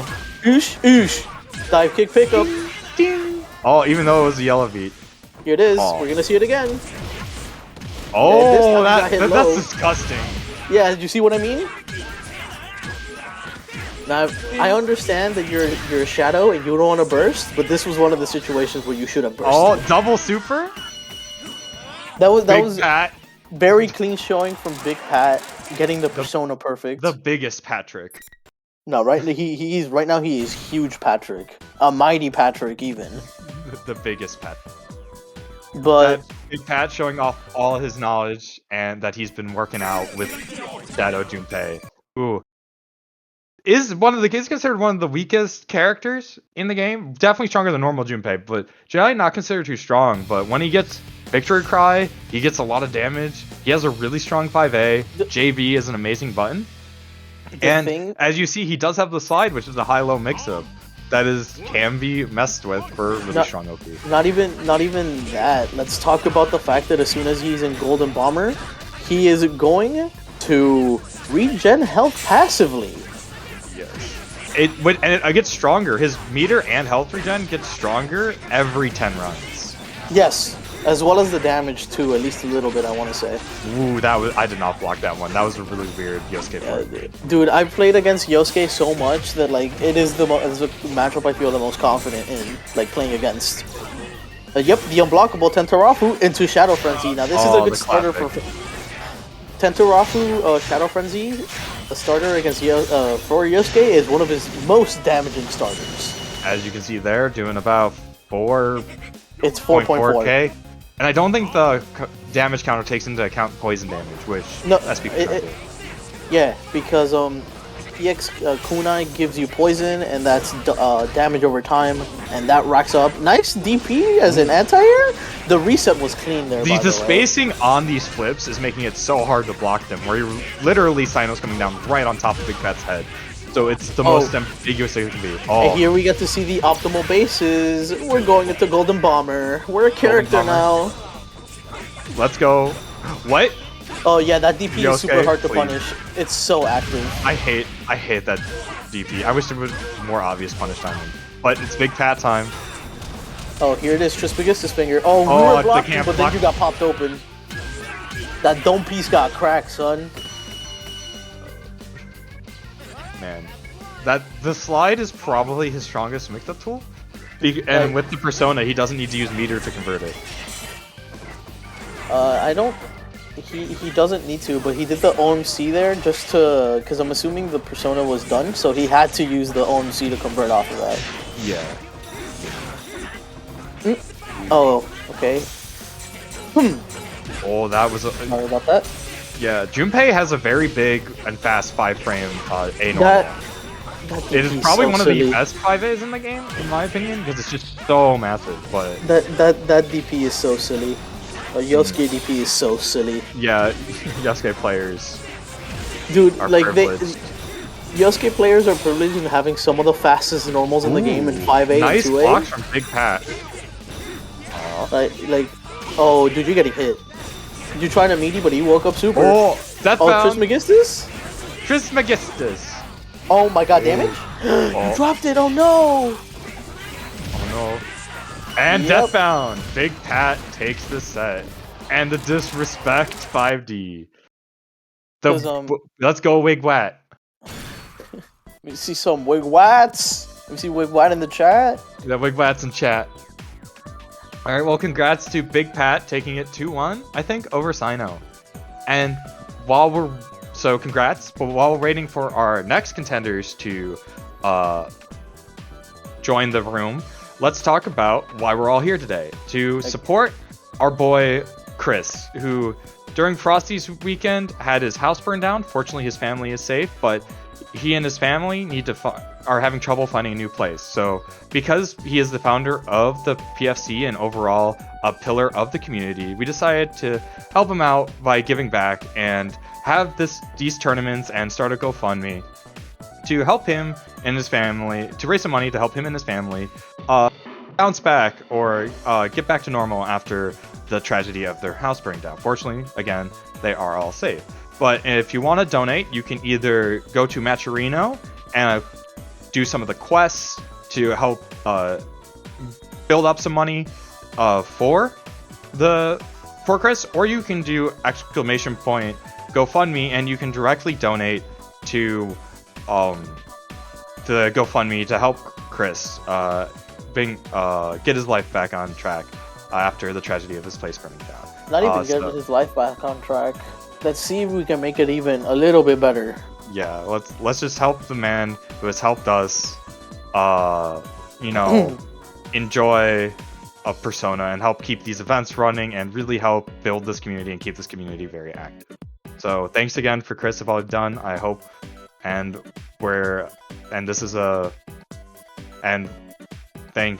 helping Persona be a game that's still around for a 10-year-old game. Oh man, these matches have been nice. There's been a couple of steamrolls, yeah, but a lot of the matches that we have seen, we've at least gotten to see both players show a little bit of why the characters are strong, which is honestly what I wanted to see from coming into this bracket. Yeah, I mean, now we're in round 4 of the Swiss bracket, so everybody's been fighting everyone, and I don't know. I mean, there are 2 rounds left, and the people that have not fought each other are now going to fight each other. I'm looking at round 4, and there's a couple of matches that are super interesting to me, like Injecto and Random Does Games, and Milpy against Necro, Raido against Grimalkin, Jordan versus J-Turns. Nah, bro, Jordan and Kyokugen. That fight sounds fire. That sounds fire. Stacks and Kento as well. Like, there's just a lot of good matches coming up. Oh, there's Aura too is here. Aura BD Star. That's another match. Ooh, Aura. That sounds like a good one. 4v6. That sounds like a match. Like, there are hella, like, it's one of the more stacked brackets I've seen in these events. And I like that. They're all interesting matches. Yeah, I know. I mean, and we have Raido, also known as Cadmus Catnip, or whatever name he feels like this week, during Grimmaw. I mean, Shadowken, the resident sleeper of Persona. But, I mean, Raido... Shadow, that's it. That's all you have to say. Like, if you play the game, you'll understand. Yeah, no. Whenever Shadowken gets on stream, I pull out my Snuggie and get real comfy. I do the thing against most Shadow players. This might be kind of disrespectful, but this is what I do against Shadow players. Specifically, just in general. Anytime I see their cut-in, I'm grabbing my phone and scrolling through Twitter. I've already seen the combo 1,000 times, bro. Yeah. I mean, yeah, no, dude, like, Shadowken, full hot dog, I'm nice. Like my 50-50, that's safe, and into another 50-50, let's go. Alright, we got our match, Aura versus D-Star, let's go. We got the robotic show-off, the Mark 1 against Mark 2, if you will. Yeah, I mean, I'm way more of a Labras fan in terms of character than Igus. I know, just something really about that East Coast accent, man. Yeah, I'm like indifferent to both, but I see why people like these characters. Now, Aura is very strong, an EU Labras. I think he is the best. They are the best EU Labras. I'm not so sure. Yeah, I mean, whenever I fight Aura, it's like, cool, I got half her health down a round. That, I did good. Like, Aura is EU, and very interesting as well, D-Star is also EU, so we're having an EU show-off right now. Ooh. Yeah, so that means they probably play each other a fair amount, so we might have some player knowledge come in as well, which is always fun to see, because when you have players who only are playing the matchups, you get to see a certain level, but when you get players that know how the other player answer certain situations, you get the real interesting interactions that you would never think of, except they know. It's very funny when you fight your homie in bracket, and instead of it being a character matchup, it's a player matchup. Yeah, no. Player matchups are my favorite matches to watch. They're just so different than what you normally see in most brackets. Not only are they different, like, the fact that they've played each other so much allows the players to just start experimenting with their characters randomly. Oh man, and someone in chat said that they are actually training partners for like 10 years. So we're gonna see some. Ooh, let's go. This is definitely a player matchup. Definitely a player matchup. I'm getting more excited by the second. Yeah. And because they're both EU, that means their connection will be pretty good. Because sometimes overseas, even with rollback, it can get a little bit rollbacky. But no, this should be clean, and we get to see 2 people who know their characters super well. This is a treat. I mean, I think this is 4th seed and 6th seed, so like real strong. they're both really strong players. It also helps that they're relatively close by geographically, so the connection doesn't mess up with them. Because something you would hate to see in these types of online bracket is, yes, I am winning. It rolls back to me losing. Yeah, no, I love that one Street Fighter V Cody rollback that thing, clip, yeah. where the Cody does dash forward button into but then it rolls back into a jump.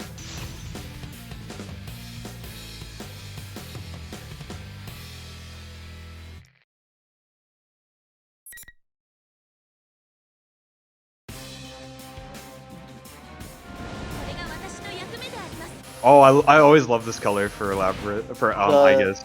Oh, these are both fire colors. I think they're both Miku colors. Yeah, no, I'm almost certain that like the Aegis color was Miku inspired. Oh, we're getting the Aegis mix. Here it is. Here's why Aegis is super strong. No one expects the low from an Aegis. And if they do, it's a cross-up. Using the own tutor combo in the corner, very smart. Ooh. Patches, D-stars. Oh, we're doing EX Bull Super so we can move up an axe level. Oh, dude, roll spear is very scary.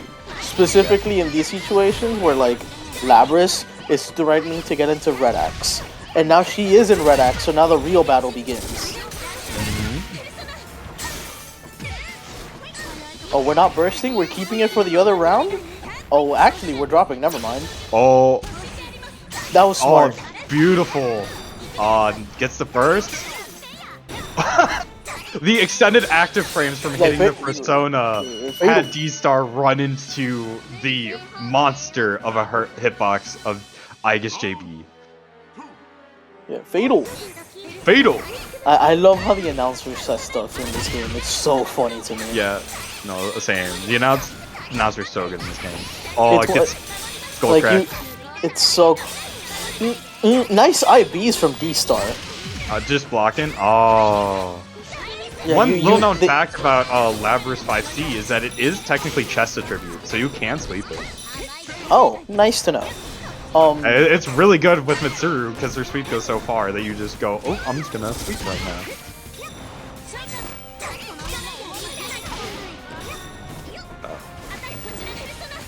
Oh, just feeling each other on neutral. I really like how D-Star is using the 5D to really control the space.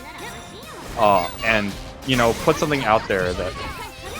I don't know what that interaction was. It is definitely an interaction, but that's what happens in this game. There are some interactions that you just can't explain. Ooh, good, Jay. Good 2B. Gold burst? Yeah, I'm assuming it was trying to be a delayed burst and it turned into a gold burst, which could have been very fortunate because it gives you all your meter back, but I'm pretty sure that's not what he wanted. Very true. But that using that SB ground arrow, which is full screen tracking, and if you get hit by it or even block it, you're in a lot of block stun, and then if you get hit by it, you're getting comboed. It's hard for them not to combo you after getting hit by that. So much time to come in and get the hit.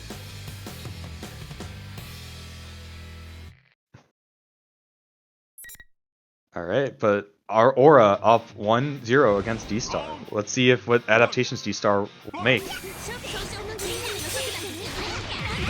Oh, just a simple AoA.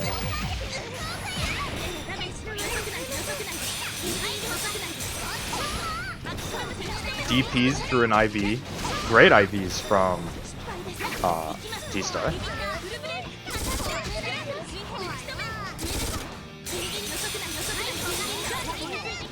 Ooh! Baiting the DP. I mean, baiting the answer of the IV.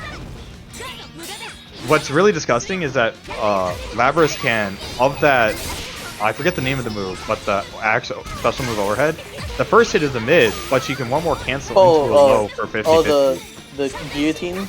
Yeah, guillotine. Yeah, she can 50-50 you with a one more cancel into a low. Dude, it is nutty. It's very messed up what she can do, what the character can do with meter. D-Star showing off the classic anti-Labrys DP tech, because Labrys DP is armored, so you can cancel into your own DP to beat. But Labrys can hold her DP. It's one of the weaker DPs in the game, in quotation marks, because you can run up 5A and usually jump back, and you'll block it. But Labrys can play the mind game of, oh, they're hitting me and they're jumping back. If I hold it, it becomes an unblockable. Yeah, I mean, that rarely comes up, but yes, if you can happen long enough. It can happen. I have gotten hit by it, I will admit. Oh, great blocks from D-Star. Oh, didn't block that one, though. Got hit by the mid. Ooh, fatal. Oh, this is damage, bro. I guess should be dead. And Labrys got that red axe. Which is an amazing spot to be in, because the burst race is essentially even. So that's not a factor. The factor is that Labrys went into the third and final round with what makes her character so strong. Oh, blocks the overhead. That was a very good delay tech. I'm gonna be honest, when I'm fighting Aegis, I always block overhead and meaties, and if they hit me with a low, I got outplayed. No, when I'm playing against Aegis, I'm holding forward and delay teching, because they're usually trying to cross you up, bro. And then I will react. Block the cross up. Oh, if they don't cross up, you got outplayed. Aura's still trying to show some signs of life here. Athena, like, taking a hit and then just dashing towards your direction is a little bit wacky. I mean, that's to help her in neutral, like, she needs it. But D-Star takes this game, it's 1-1. With an actual perfect. Yeah. I think that was the actual perfect. Yeah, gotta love those 7 letters. Or 5 if you're from Marble. Oh, I forgot. Did they misspell perfect in that game?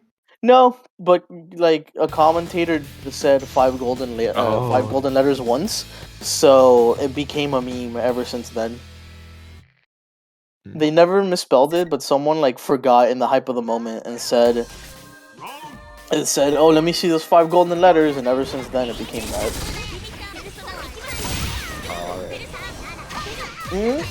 Athena setting up a no-fly zone.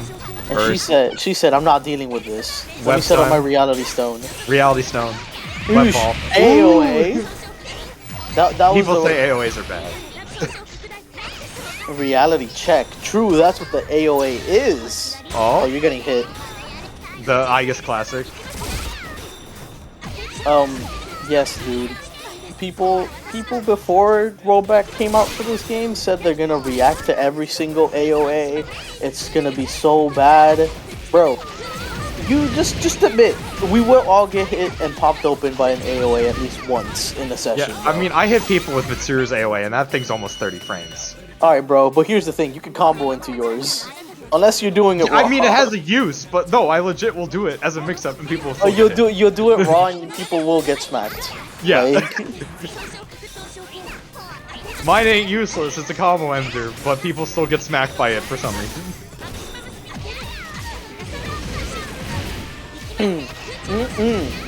Okay. What's this mix? Let's mix? Will it mix? Not There today. was no, dude. That was... Because, like, they played each other to the point where I'm assuming what D-Star is doing is just reacting to Aura's wake-up options. Because, like, I've noticed in every... I got hit. That was a not good cross-up. expecting that to cross up. That was a good cross-up. Like, I'm assuming from what I've seen in every single, like, Oki interaction, D-Star will just stand there and then just react to Aura. See, right there, you saw it? They're just standing there, menacingly. It's like, well, what you gonna do? What you gonna do? Oh my god, you try to IB. I feel you on double that 2A. And D-Star takes the set 2-1 over Aura. Amazing set. We really got to see. Normally, I don't see Aegis players just stand there on their opponent's wake up, but right? you know, like, they've played each other a bunch. Because, like, Aegis if she's standing there, she's getting a read on you. If she's not moving around and doing some dumb cross-up setup, something like she's trying to inflict fear in real life, not in game, bro. Ooh, let's go. Well, we get to see the magic punch. Launch. We get to see the magic punch against an up-and-coming. I don't know if they're up-and-coming, but a very good Risei in J turns. Yes. Launch. He is him. Oh, he does have the role in the server. People do calling him sometimes. Yeah, I do wonder what happened with like the bunch analysis that he would do on you, where he would just write like a 5-page dissertation on your play. I feel like if he had me, he'd be like his dissertation would be stop DPing. That would be one sentence. Dude, I'm such a big fan of his dissertations because he would go into like become one of the most cynical people on your gameplay, and it's only for the reason for you to get better. And I appreciate that from him. So Prof. Bonch writing his dissertation. True. Professor Bonch or Bonch the Prof. Bunch the Prof. Yeah. That one kind of goes hard. I'm not gonna lie. That one kind of goes hard. Yeah. No, Bonch the Prof or Prof Bonch. Prof Bunch goes hard. Yeah. Bonch, we have a name change suggestion for you. I know rebranding can set you back, but hear me out. Prof Bunch. The regular Norikami and against regular Risei, we got to see both Riseis, both sides of Risei earlier on, so... Yeah, I mean, that's just the luxury of the Swiss bracket. We get to see everyone play. Hold on. There's 2 Riseis in bracket. That's the most amount of Risei representation I've seen in a bracket. Yeah, that's like 1,000, that's an infinite % improvement, because normally there's 0. No, normally it's 1, and it's just Jolteo. Like... Oh, so we have a 100% increase. This is another Miku color, by the way. Gotta love the Miku. I mean, it makes sense for her. She's dead ass an idol, so. And she has the twin tails. Oh yeah, that too. But then. Oh, here it is. Oosh, dude, that. The ender of the fireball always gets me. What you doing, Risei? Hold this. Fireball. The platinum disc, true? Oh my god, we scanning. Now everything's gonna... What's the setup? Oh, hidden missiles, true? Nice blocks on Bunch part. Launches him. Oh, baiting the DP. Zio car, one more. Nah, you were right, he did bait it. He in fact did bait it. But the Risei had 50 meter and they decided to go into Ouroboros, so... DP through the beam? Yeah, take that, Naru.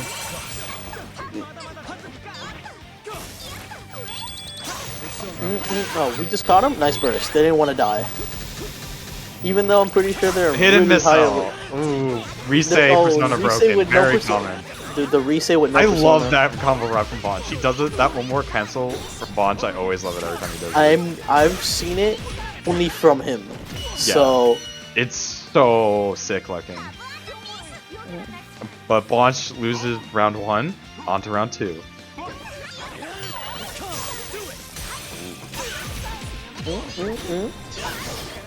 Oh yeah, DP. wake up DP. Blanche said I'm gonna be disrespectful this round, as we can see with the AOA. Hard knockdown. Oh, we missed it, but we still got the knockdown. Alright. Notes set up. Hidden missiles too. What are we doing? What's the schmicks? Nice tech. What? Okay. Narukami 2v. Oh, dude. Oh, AOA. Let's go, AOA. That's 2 this round that people haven't gone popped open for. Oh, we're waking up with that. You're getting DP. Didn't you learn your lesson the first time? Oh, we get to see that move again. J-turn's Oh kind of... my god, the TB? Oh, we're going kind ham. of getting nasty. We're going ham. No grab. Oh, we're IKing a bracket? What is this, bro? What? Why? Why? Oh, dude. You just died. You deserve to die from this. Why did you do Stinger? Well, because I don't think Stinger would have killed. Narukami 5AY. Alright. J-turns takes game 1 over Bonch. That was definitely an ending. One of the endings of all time, if you will.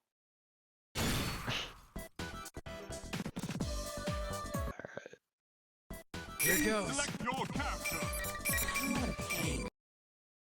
Let's see. Let's see. Bonch does usually. I think most Bonch sets I've seen, if he doesn't steamroll, like I mean, kind of redundant, but I see a lot of him just doing comebacks where first round is just gathering data, then he's got the read, and then he just demolishes you. Like I am a big fan of. Oh my God, Shadow Reset! What the hell?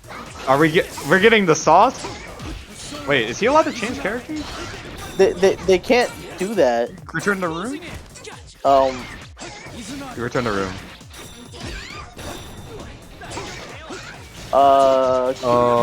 Can you not return to room? Can you return to room? Yeah. Yes.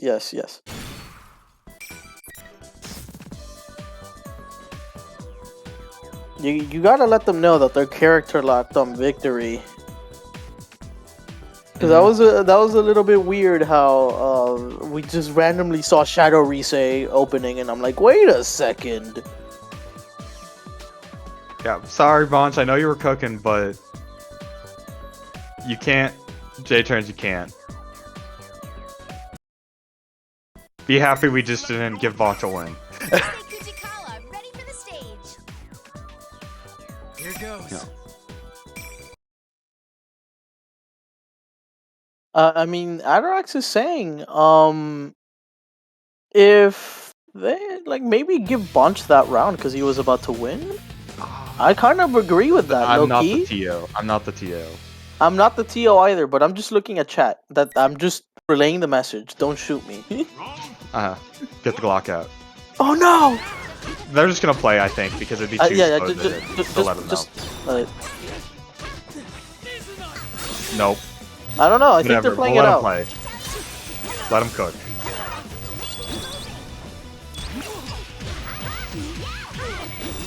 I guess we're playing it out. All right, let's go from the audible. All right, DP. Yeah. Oh, yo, you can pick up from that. That's kind of nice. when can't Narukami combo? That's the real question. Some misspaced moves. I don't mean, know. Every time I watch Bonch, I'm like, he makes the wildest conversions. Bro, the thing is that Bonch is just elaborate, bro. He like super analytical about the Look game. at all that gray health gone. What, Risei? This Risei? Oh, needed the burst, yeah. I need like if if the Risei wins this round or loses, they're still at a good spot because they go into the next round with burst. Very true. Oh, you got hit by the scan. Feels horrendous, man. That's like, that's one of my least favorite ways of losing a round because like you DP and then you get hit by another thing and you're like, ah, that was such a dumb option. Very true. Oh, that's so sadness. Whatever. DP.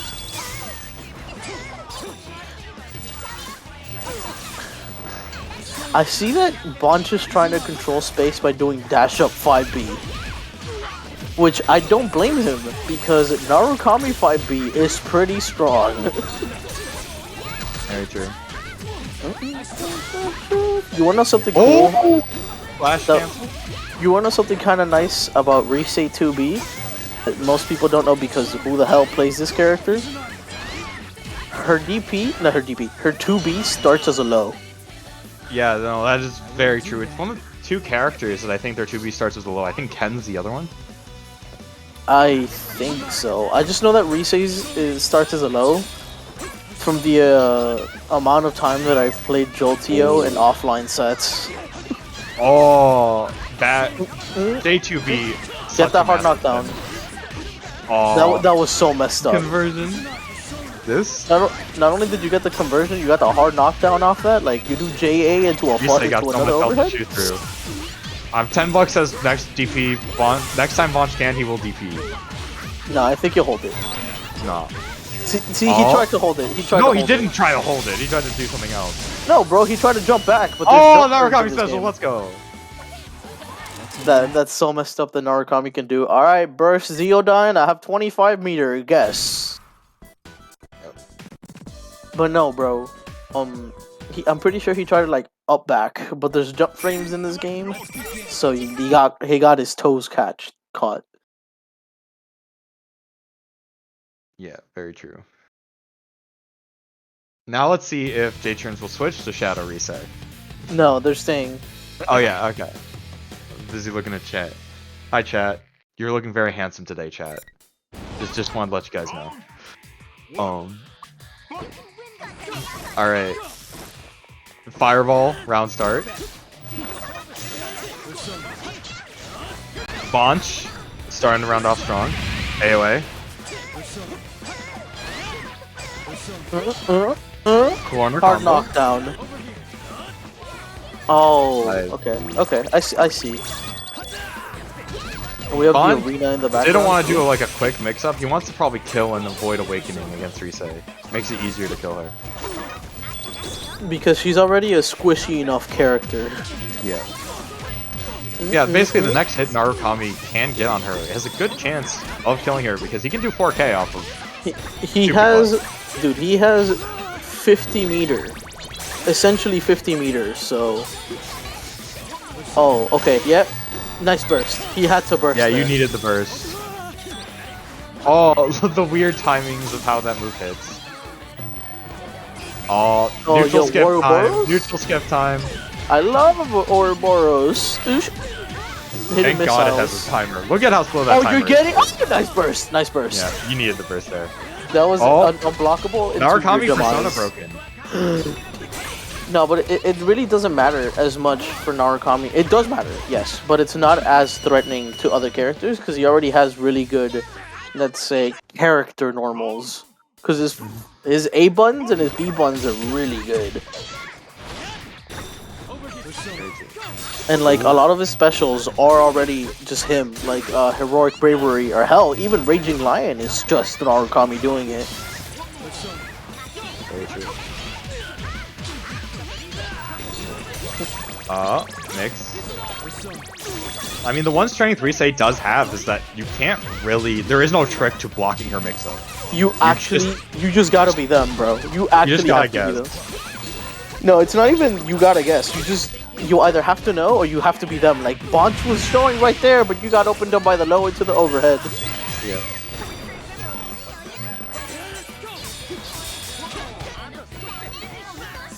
Nice bait. Oh, Ivy such a good start. Oh! What more is the first? He's him. He's him, bro. Oh. You Getting killed because it was out of the corner. Oh! Persona broken. On now neutral Rise skip. got the neutral, bro. Yo, my neutral's so nice. My this mix goes converts so can work. hard. Oh, you got your Persona back. Don't fuck it up now. Oh. Yep. Oh no. And J-Turns takes it barely over Bonch. 2-1.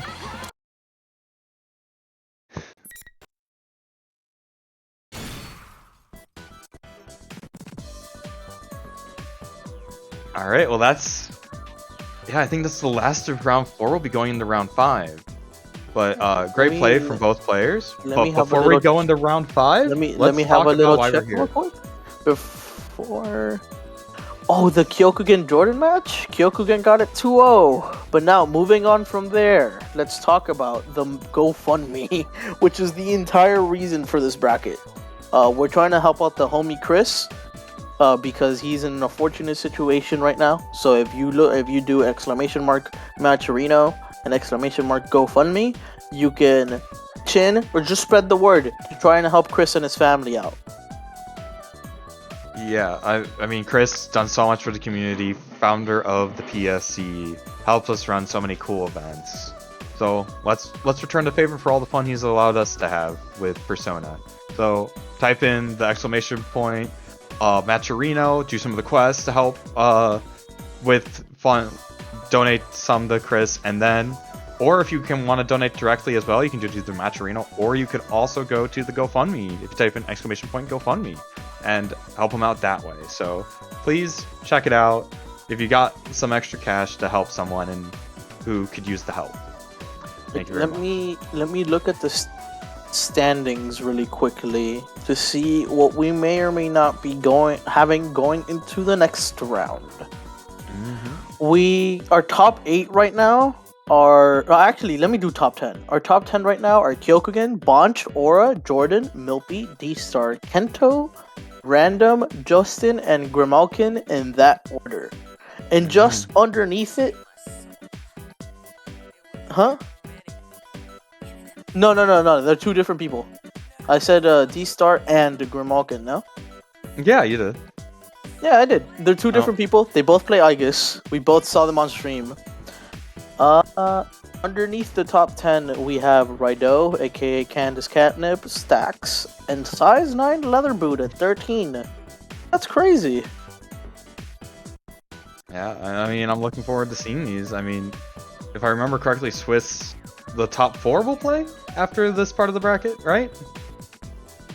Is it top 4? Oh, so it's top 4 cut. So right now, we're looking at it being Kyokugen, Bunch, Aura, and Jordan. That is a scary top 4 right there. Very true. Okay, let me. Yeah, it refresh, just updated. It just updated. It points still. Oh, Jordan got knocked out. That's crazy. Oh, D-Star really cleaning up. Aura, we might see a D-Star Aura rematch. Ooh. Justin the heel. putting in work. And then Kyokugen really putting in work with that lab. We might have 2 Labrases in top 4.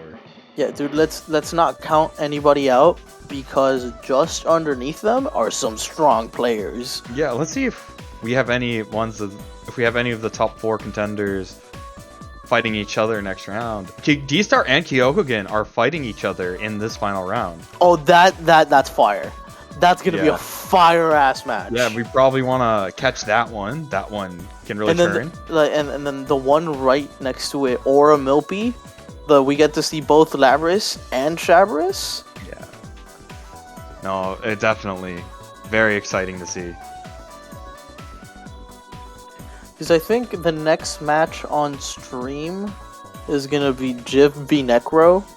But while we're on still here, we're gonna see a Narukami mirror. We're gonna see JP versus NA Narukami styles and Kento versus Bonch. Bonch, he is him.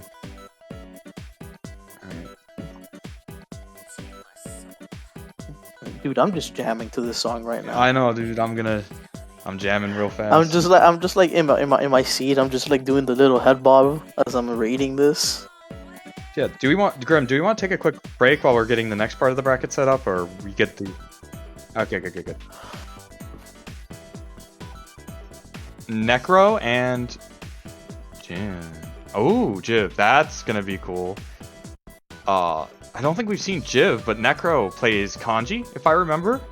And then Justin UA versus Necro Candace Catnip. Alright. Necro plays Kanji. I don't know who Jiv plays.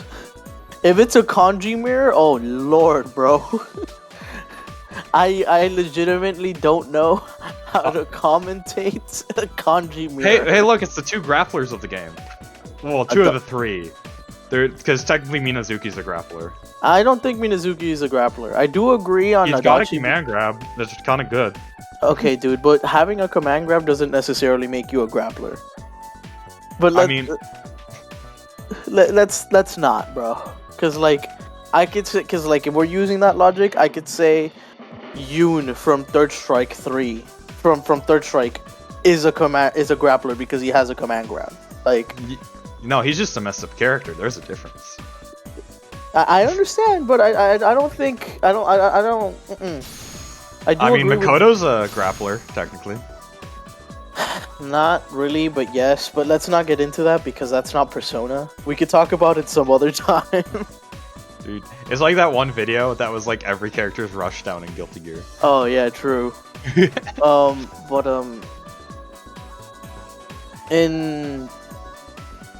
I do agree with Adachi being a pseudo grappler and then Kanji being the definitive grappler of the game. Kanji is the closest we have to a big boy grappler in this game. Like, he is definitely the big body of this game. Yeah, he actually has more. So if Kanji was in a game with less messed up neutral, he'd be very strong because he has actual neutral tools on a grappler and a good tick grab game. And a very damaging command grab, a 0 frame after the flash super command grab, and some other nice utility tools. But and his DP is messed up, even in this game. But what holds him back is just there's no FD in this game, and his run has a startup before he really starts to move, so he's just slow and has to commit to movement in a game where, as you can see, characters are all over the place. So he really has to read, and not just in pressure. Either characters are all over the place, or they're controlling an insane amount of space. Yes. Like, because I wouldn't say that Mitsuru is all over the place, but her 5D and her 5A are controlling an absurd amount of space. Yeah, no, in that matchup, I literally don't go close to Kanji until I break his persona, and I'm just pressing the D buttons when I'm not. Just that's my strategy. Just break his persona, try to make him overextend, and then punish him. See, I'm just glad I can lame him out, because I can, like, make him throw the tackle by, like, annoying him full screen with shuriken, and then I'll smack it. Yeah. Show 5A. Show 5A, show 2A, show 5C. That's a button right there, bro. But oh god. So I'm reading the chat. I'm getting knowledge from Jordan. Jiv was or is one of the 1.1 Adachis. They were one of the very good 1.1 Adachis. So let's see if the knowledge carried over to 2.0. Yeah, and I hear the match starting in the background. It should be starting. Yes, it is. Oh, so we're in for a treat. Let's see if he has some new sauce after the 1.1 changes. So these are both OG players then, because Necro is an OG from the Execution Squad days. Really? Nice. Yeah, look, you can see it in his title. Oh. Ye old deranged lab tech. Alright, let's see if that's true. They're playing or are they button checking? What's the deal? I'm assuming the first start was like a connection test. Okay. Alright. Oh, they implied fear off the get-go. Holy damage. The biggest thing about fear in this game is that you can't tech a grab if you're feared. Yeah, if you're feared, you cannot. You have to hold that throw. Can't get me. Can't get me. What's good about Adachi is that a lot of his best pokes are persona moves, which means Kanji can't DP a lot of pokes in neutral. Yeah, but then on the other side of the coin, a lot of his good pokes are persona normals. So you can break him, and then, you know, he doesn't fall apart. I mean, persona normals are messed up in this game. They are... You can't hurt them until they're active, so they're just good in general. But you can. I'm just pointing that out there. Yeah. Oh, yo, Mama. Party time. Oh, that was a good block. Yeah, that was a good block. I did not know where to block. Dude, Adachi just like jumped literally right above Kanji, and it was literally a 50-50. I don't know how Necro blocked that, so kudos. And unlike other games where the character will air turn at a certain point, you don't automatically air turn. That combo is saucy. What was that? Ooh. I've never seen that. I've never seen that extension for tennis. That was kind of hard. We're seeing the old school Adachi sauce. He said, "Tada, Megiddo." Oh, he tried one more to make it safe. Kanji blender. JC. Ooh! Oh, now this is where you want to be against Kanji. But a fun little fact about Kanji: if he's persona broken and he auto combos you, the auto combo is long enough for the persona to recover. Did not. I mean, that is an advantage about having low persona cards. Normally, it's a disadvantage. But if you do get persona broken, it's back pretty fast. Yes. By the way, can we just talk about that read real quick? Yeah. Like roll gotcha grab? That was nice. What was that this? That was nice. There's a sweep into the... Ooh, we getting some sauce. I didn't know we were cooking Italian tonight.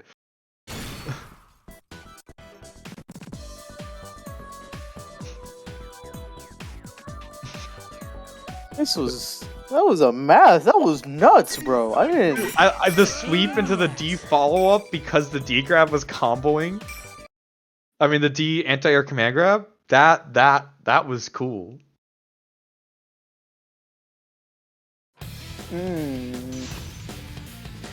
We got to see a bunch of cool things in just one match alone. So I'm hungering to see more sauce. Cause that extension for tennis, I've never seen that before. Oh well, I guess I'll deal with it. And then the OMB to kill, that was, and then sweep into chair to gotcha grab, that was kind of nice.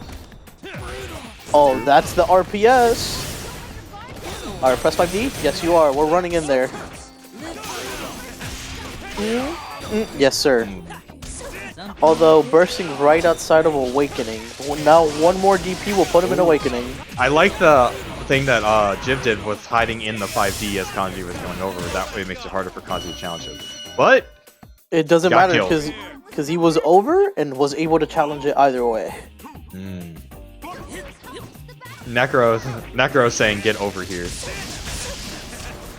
Necro's playing this matchup really well. Oh, nice hop. I like the back turn JA. Is that JA or JB? I couldn't tell. Oh yeah, JB, sorry. It's hard to tell which is A and B normals in this game because some characters JA normals look like a B normal. Yeah, because like, I know Adachi JB is, he like extends his leg out. Yeah. And that confuses me because that's exactly what Sho does for his JA. So I think it was his JA. Oh, can he make this comeback? He has a lot of butter.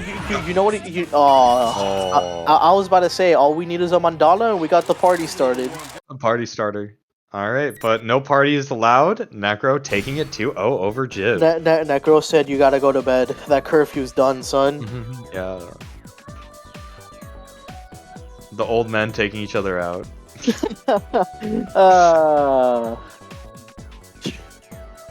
That was a good one. You got me. Alright, and our next match will be Justin Yue against Raido. Oh, okay, so we get to see. Alright, so everybody get your Snuggie, get your hot cocoa. Listen, I just get yourself. Dude, get yourself some popcorn. This match should last a long time unless Justin does the Shadow Now. This match will either be over in 2 minutes or will be about half an hour long. Yeah, like if Justin does the thing of the Shadow Naoto where he makes you guess for game every single round, this should be over in like 2 minutes. But if they play the excruciatingly long neutral, it's gonna take like 10-20 minutes. I mean, because Ken floats like a butterfly and stings like a butterfly. Until he does Shadow Frenzy. No, dude, Ken hurts in this game with the right amount of resources. I mean, yeah. That's why he does Shadow Frenzy. No, not even Shadow Frenzy, bro. He can hit you with like EX Dog and he can do 3k and an Oki situation. I mean, all I see them do is do launcher, JA, I think J2B or whatever, and to rinse and repeat Dogoki. Or they're just doing DP loops with Shadow Frenzy. Welcome to Shadow Ken. But the thing is, that's like Shadow Ken's thing, bro. If he hits you, even like regular Ken can in the corner, he could do flamethrower, DP into another super. Like that's not a Shadow Ken only. That's a Ken thing. Yeah, I truly don't know who to root for in this matchup. I'm not sure I know who I'm rooting for, but I'm not sure commentators should have bias. I definitely know who to cheer for. But speaking of cheering for people, let's cheer our boy Chris on with the Matcherino and the GoFundMe. Musegu. Yep. With the Matcherino and the GoFundMe. Let's help him out as he's helped us out. ! Matcherino, ! GoFundMe. Yep, give back to our boy who has given us so much. Righto, we hate Ken. I'm pretty sure the entire community hate Ken, bro. Only Ken. I think the entire community hates both of these characters. The thing is, Ken legitimately has no sauce. Yeah. So at least Naoto has sauce. I love button into Ray. No, SB I'm Ray. not. Listen, I'm not talking. Listen. I'm not talking in game. But the neta she can do is saucy. Oh yeah, she can. I mean, that's why you play normal Naruto if you want to do the saucy stuff. Yeah, like I'm saying, Naoto has neta. I'm not sure. I'm not sure if Ken has neta. Oh, look at that Anyways. shit. Look at this conversion. No, peep this. Peep the Oki situation. Well, oh, 50-50. Oh, nice roll. Nice roll.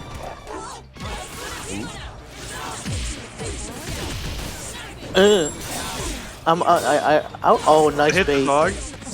You hit the dog and you give him, yeah, make them spend the Get burst. shot. Oh, Doesn't look. matter. Oh, Yo, kick the I dog. did not think it go the. Oh my right. god! Oh, that's sauce! You know what I'm talking about? Stepping on the beach, dude. You're out here like, and the dog got shot too. They killed both of them. That's a complete KO. Let's go, Justin. No, bro, but you said, oh, I love Bun into Radio. Well, we got to see some Naruto stuff, bro. I know. Thanks, Justin, showing us real combos. You I know. I love actual Shadow Naruto combos. They're so awesome. Like, baiting the DP counter hit starter. Okay, here we go with Ken stuffs. Oh, What's the? Oh, nice roll. Dude, very smart from Justin to just Getting cracked roll on the overhead. every single time. Oh, that hands off a dog in the flight. Oh, dude, make them Slap the spend the dog. burst. Make them spend the burst. Yeah, you yes, better sir. be person. Do 2 EX shots. He wants to make sure you stay over there. Oh, Nice reaction on the off account on the AOA. Yeah, that was an AOA. yeah, AOAs do lose the supers. AOAs lose to supers, throws, and a well-timed DP. Yeah, they lose the throws, but a lot of AOAs go airborne. It's funny. Yeah, but I'm just stating the options that you could do. Justin here taking it very cleanly game 1. And showing off some Naruto sauce, showing us some Italian cooking.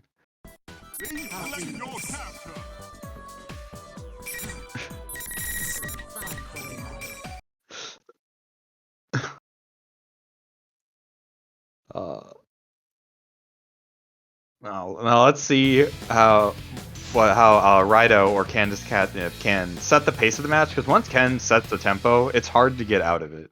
It seems like Justin's just made the right calls of rolling out of pressure, just not letting Candace really establish themselves. And as we can see, just starts off looking pretty good for Oh, that was Justin. fatal. Dude, the color change. I'm talking, bro. It can incite some change in players. Like, I think Naoto is short, so that Oki is less effective on her than some of the taller characters. that might be the case, but even then, you still. We kicked the Hit dog. the dog. Kick the dog. That's just foul play, man. No, bro, you gotta kill the dog. Then Ken becomes less scarier. Dude, everybody who's played this game wants to kick that dog so fucking bad. Yeah, true. You play this game once against the Ken, you're kicking the dog. I would kick the dog if I played Naoto. Don't take that out of context, please. But no, that was a good round by Raido, establishing the neutral after the burst. Really playing around dog. Using Koromaru to get through force the his traps. way in. I mean, I'm assuming that's- Koromaru catches the deactivate. roll. Yeah, I mean Koromaru is a hitbox traveling through them, so he can deactivate traps. Oh, dude, that was low. messed up. Raido showing some signs of DP? adjustment, like realizing that he's gonna roll if he does the big dog spin. So instead of going for the Hit A shot. version, Hit shot. and we're kicking the dog. And we're kicking the dog. Ended it early, less optimal, just to send a message.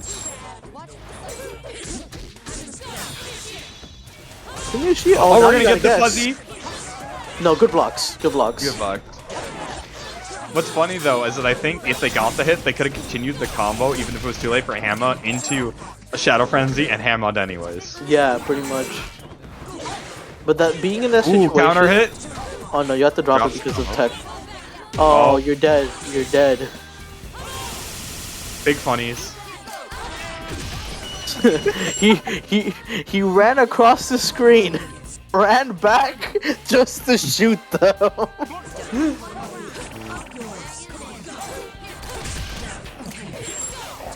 Shoot the dog. Oh, gets hit by the trap.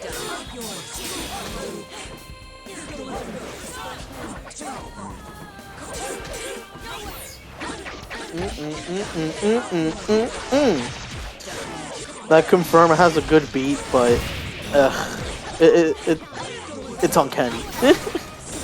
I'm a Ken hater. I'm a Ken tolerator more than I am a Ken hater. I tolerate the fact that he's in this game. That's about it. Yeah. Oh, you're hella dead, son. Yeah, I know. Right, I mean, taking this game. Ken has always been a test, even in Persona 3, of how much you can tolerate children. Yes. It's just, in P3, it was how much can you tolerate an emotional 6th grader, and now it's how much can you tolerate a dog. first year and a dog. Yeah, you gotta tolerate a 16-year-old with their dog, bro. Mm-hmm. A boy and his dog. I've never hated a boy and his dog so much.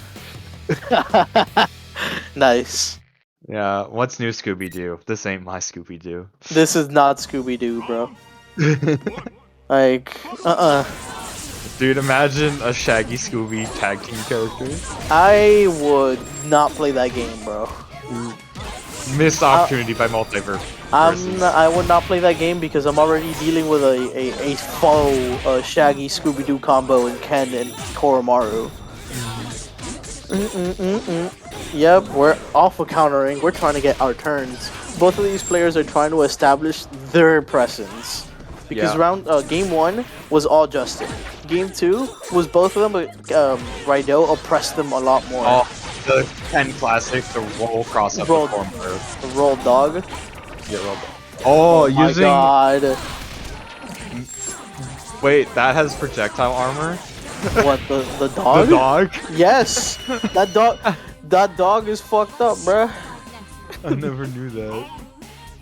Like, the meme was made for them, bro.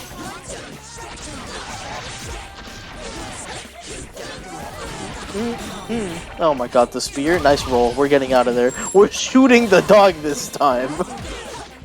Oh. I did not block that because I think the dog pushed Justin to the other side of Candace's JP, making it a cross-up. Or an uncross-up. Oh, we're doing supers. We're out of there. No, dude. There's like a lot of finicky things that, what's his face? That Koro does that allows you to just get hit by Ken stuff. Yeah. Like, I'm pretty sure one of the dogs can push you out of the corner so he can steal the corner and hit you with a low. Oh, I love how Justin is playing around Koromaru. Because now... Oh, got hit by the house. I mean, you are supposed to play against Koromaru in most matchup against this character. Oh, bad burst. And... you kind of didn't have a chance. You didn't have a choice. You had to burst. With that amount of health left? And Raido taking it over Justin UA.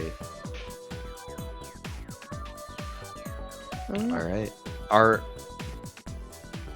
No more match? Okay. And so our next match will be our last match before the single elim portion. Mm-hmm. And it will be two people I don't think we've seen on stream before, which is Canny versus Samus 360. I think Canny plays Yukiko, if I'm correct. And I think... Oh, we have another Junpei? Ooh, Junpei versus Yukiko. We're gonna see some fans. Yeah, I was right. Okay, good to know. Yukiko throws more fans than fans of her in the original in Persona 4. Now I want to know, is it regular Yukiko? Is it Shadow Yukiko? I think it's regular Yukiko, which is much less scary than Shadow Yukiko. But, I mean, Junpei can hit fans, if I'm not mistaken, right? Junpei can hit projectiles and reflect them back, yes. Yeah, I want to see some true baseball then. I want to see, no fans. No Oh, fan. Canny plays Shadow Yukiko. Word from the chat. Okay. Ooh, Shadow Yukiko. Which makes sense because like if you're playing Yukiko, most of the time you're picking Shadow Yukiko, so Because- you can have the pillars on deck at any chance. Yeah, and have possibly some of the easiest Shadow Frenzy conversions. Because you do your B&B pop Shadow Frenzy, do that super charge up. It reminds me of the Order Soul BMB level 3 where he does, I don't remember the name of the move, but it's the one that crosses you up and leaves a frame trail. You keep Yeah. doing that like 4 times, that's your BMB if that hits. Yo, just keep on doing it. Yeah, like I forgot the name of the name of the move, but like in Dust Loop it shows up as cross up country, so I'm gonna keep calling it that.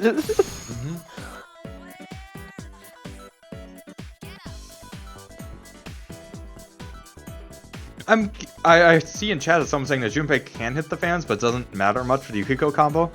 What matchup does the fact he can hit projectiles matter or help him? Not many, I would assume. It does help him in the show matchup a little bit because it's only a singular projectile, but at that point I'm already jumping and pressing JB. Okay. It's just funny because it seems like it would be. Okay, so Yukiko Yukari Teddy. Okay, big fat correcting. Thanks, Big Wet. Nah, Wigwat knows. He got the knowledge. Oh, it helps her eye. I guess interesting. Are we gonna see a different character? Is he gonna? You're choosing me? Oh, it is. Is it Sammy? Is it? I don't know. Because if it's a Junpei and if it's Marie, it may be a pocket or it may be a different a different person altogether. So I don't know. Okay. This matchup is interesting. Oh, that's not them. Return to the room. It's not them.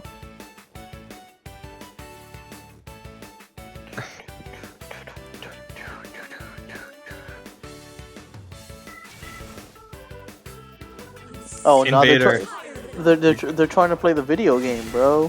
Fine by Dude. me. Well, while we're waiting for this to be rectified, let's talk about Chris and the Matcherino and why we're here.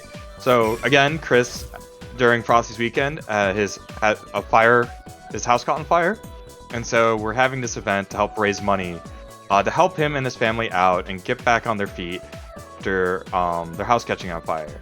So if you would like to help out, you can go to the Matcherino link by typing in !Matcherino and complete some of the quests there, donate money there. Or you can also donate directly to the GoFundMe by doing $GoFundMe, and donate money there and help out our boy, the founder of the Persona 5 Club that has helped keep this game and the community so much. Thank you, and now on to the match. Even if you can't donate right now, spreading the word helps. Yep. We appreciate it very Anyways. much. Back to the match. Yeah, how many codes? Actually, yeah, let me check. Oh, there's Yeah, we have 15. 15 There's codes. 15 codes left. Come on, bro. Run it up. Run it up, bro. Yeah, run it up. Come on, just enter in those codes. Eh? Oh, Okay, filling each other out. Now we are seeing the it is Yukiko Junpei. Okay, we didn't get mixed. As Junpei. Oh, the classic. Oh, I don't know, man. getting kicked. I'm one of the few people in this game in like the community that I've seen that likes the Agi loop combo. I don't know. I think it's satisfying to hit. And here we see the baseball. Oh, We dropped dropped the combo. it, but it doesn't matter. We're halfway through the 2 golden bomber. Text the guy. Oh, you dropped it. Feels bad, man. Doesn't matter. I'm seeing that Canny is think to go for the damaging route instead of leveling up her fire break to get access to her 214-214A special, which is a flying projectile hitbox. Oh, nice DP. Oh yeah, check out that dash. Just jab check him. A nice roll catch, but could not convert. Good on Sammy for always poking the persona. Oh, 'Cause and Yukiko persona broken, but now Yuki- that was just fan central. find it Yeah, so you- hard, even though you can persona break her easily, she can still throw a lot of fans. And fans arguably more annoying about her than her persona, in my opinion. Oh, this is. Oh, dude, they're grinding out the timer. I just looked at the timer. There's 10 seconds Oh left. yeah, no. Oh, Oh, he's Oh, burst. Yeah, you're I trying got to the time burst. someone out. No, they're trying to time someone out. They're trying to get this round. I got the burst though. That's a Yeah, no, big that's move. that's the biggest win for Sammy. They got them to spend the burst. Yeah, that's a bet. Even though they didn't get the round, getting the burst is huge. Yeah, we're smacking the persona every time we get. Yeah, we're... I mean Junpei's 5A is fast, so can really easily smack the persona during the gaps. No, you're correct. But like smacking the persona, the Yukiko makes her defense even worse. Yeah, she's one of the characters that her DP is attached to her persona, so persona breaking Yukiko and being able to establish pressure. And it's not only that, her DP isn't. Oh, let's We're go! doing it again. Ooh, coast Yo, to we're leveling up. coast! Oh, the unblockable. Like just breaking the persona against Yukiko turns off her like most of her zoning game plan. Like, cause she can't do Augie, she can't do the negative edge trap, she can't do her supers, she can't do the ground fireball. The only thing she can do to zone you out is just up back and throw fans. I mean, that's still pretty good against a lot of the cast, let's be real. No, it is, but it makes her zoning pressure not that scary. Not as scary, rather. Yes. It's more so the reward off of it is much less. It's still hard to get through. In my opinion. Alright, now let's see if Sammy can play some baseball with those fans.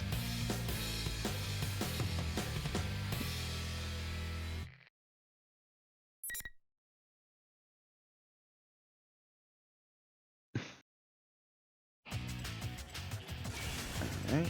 Okay, shall we get started?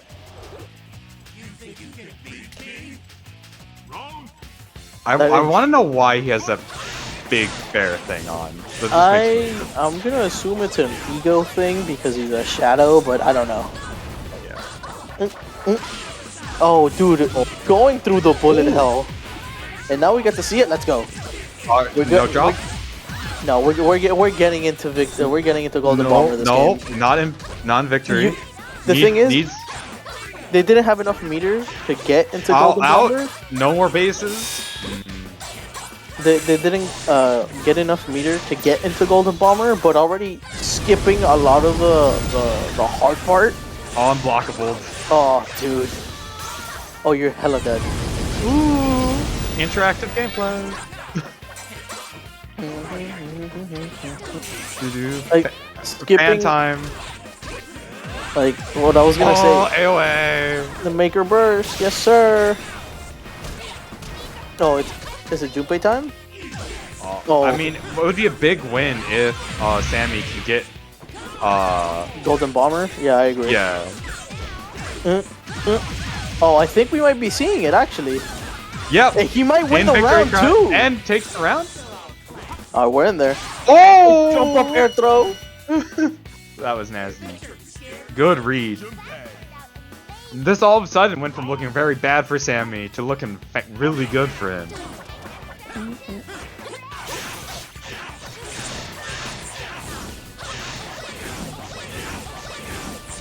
Where would you?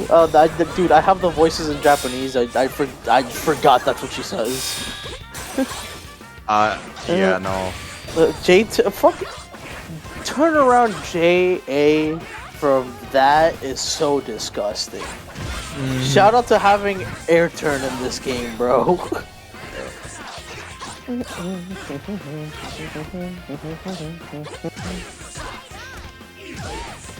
Oh, so it is the team's mascot. I don't know. I haven't played Persona 3 in a minute, so I forgot. We get to see it? Oh. Oh, Fatal Starter from Yukiko? Oh, we're dropping it. No big combo though. But gets the JA. That JA is a meaty JA too. Yeah, no, a lot of buttons that she has are deceptively big. Like I'm not talking Persona normals. I'm talking like actual Yu-Gi-Oh normals. Uses the super to We're beat taking the you 5A. round and round. Yeah. Fire And you break. have the unblockable. Aw. Oh! Text out of the unblockable.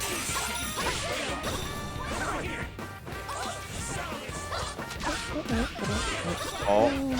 No clean hit. Oh, this is gonna. Oh, Like I understand that Junpei became a Little League coach. I never played through the story mode. That I'm just reading through chat and they're explaining why he has the real bear question head. is, why does a Little League team have like an actual mascot? It makes sense. I've seen it before.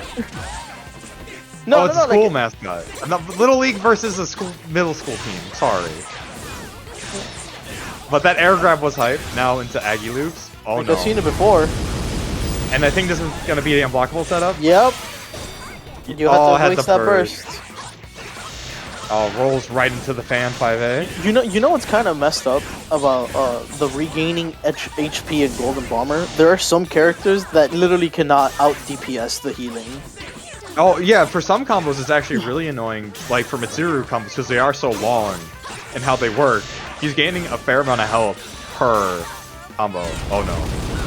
He's gonna get mixed. Blocks No, the AoE. not this time. Oh, we got the counter hit. We could not get the follow up, but it does not matter. You gotta force Yukiko had to force to burst there because they're this much of a health lead, and as a zoner, you want them as far away from you as possible.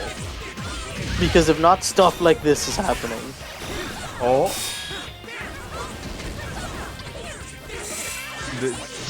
Oh, and gets hit. Yep, from full screen. That was a lows. Kenny takes it.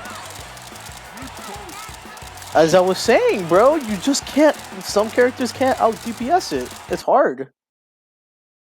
Yeah, I know, but I mean, valiant attempt from Sammy, almost made it, but just got zoned.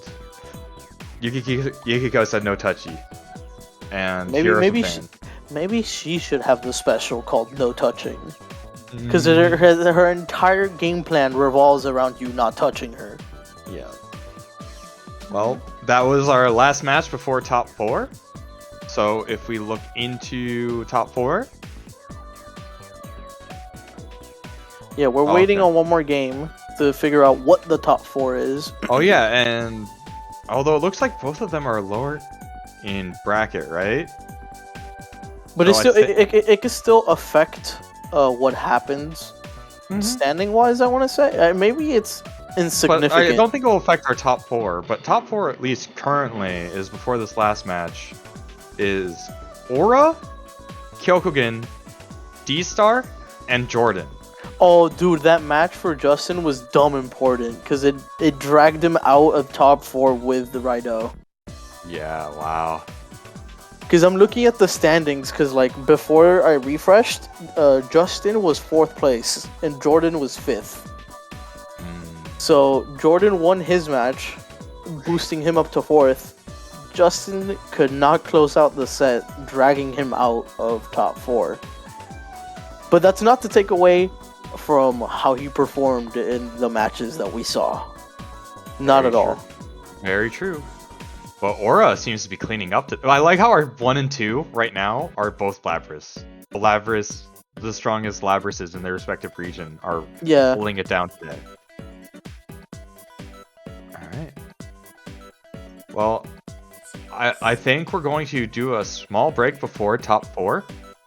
But before we go on break, again, let's talk about Chris and why we're here why we're doing this bracket today. It's to help out Chris, who over Frosty's weekend's house burnt down. Thankfully, his family and him are safe, but we want to help give back to Chris for doing so much for the community and want to help his family get back on their feet and help them find a place to stay. So we're running these brackets, and to donate to help Chris out, you can either go to the Matcherino, use up those codes. We got 15 codes. 15 left, possibly even less if people decided to use them in the matches. Yeah, so you can help them out. If you don't have any money right now to spend, you can go in, complete some quests, use those codes, get Chris some money to help him and his family. Or you can also donate at Matcherino, or you can go to the GoFundMe if you do exclamation point GoFundMe, and donate directly to to help Chris out. And with that, let's go on a short break. We'll be right back with top 4 after this.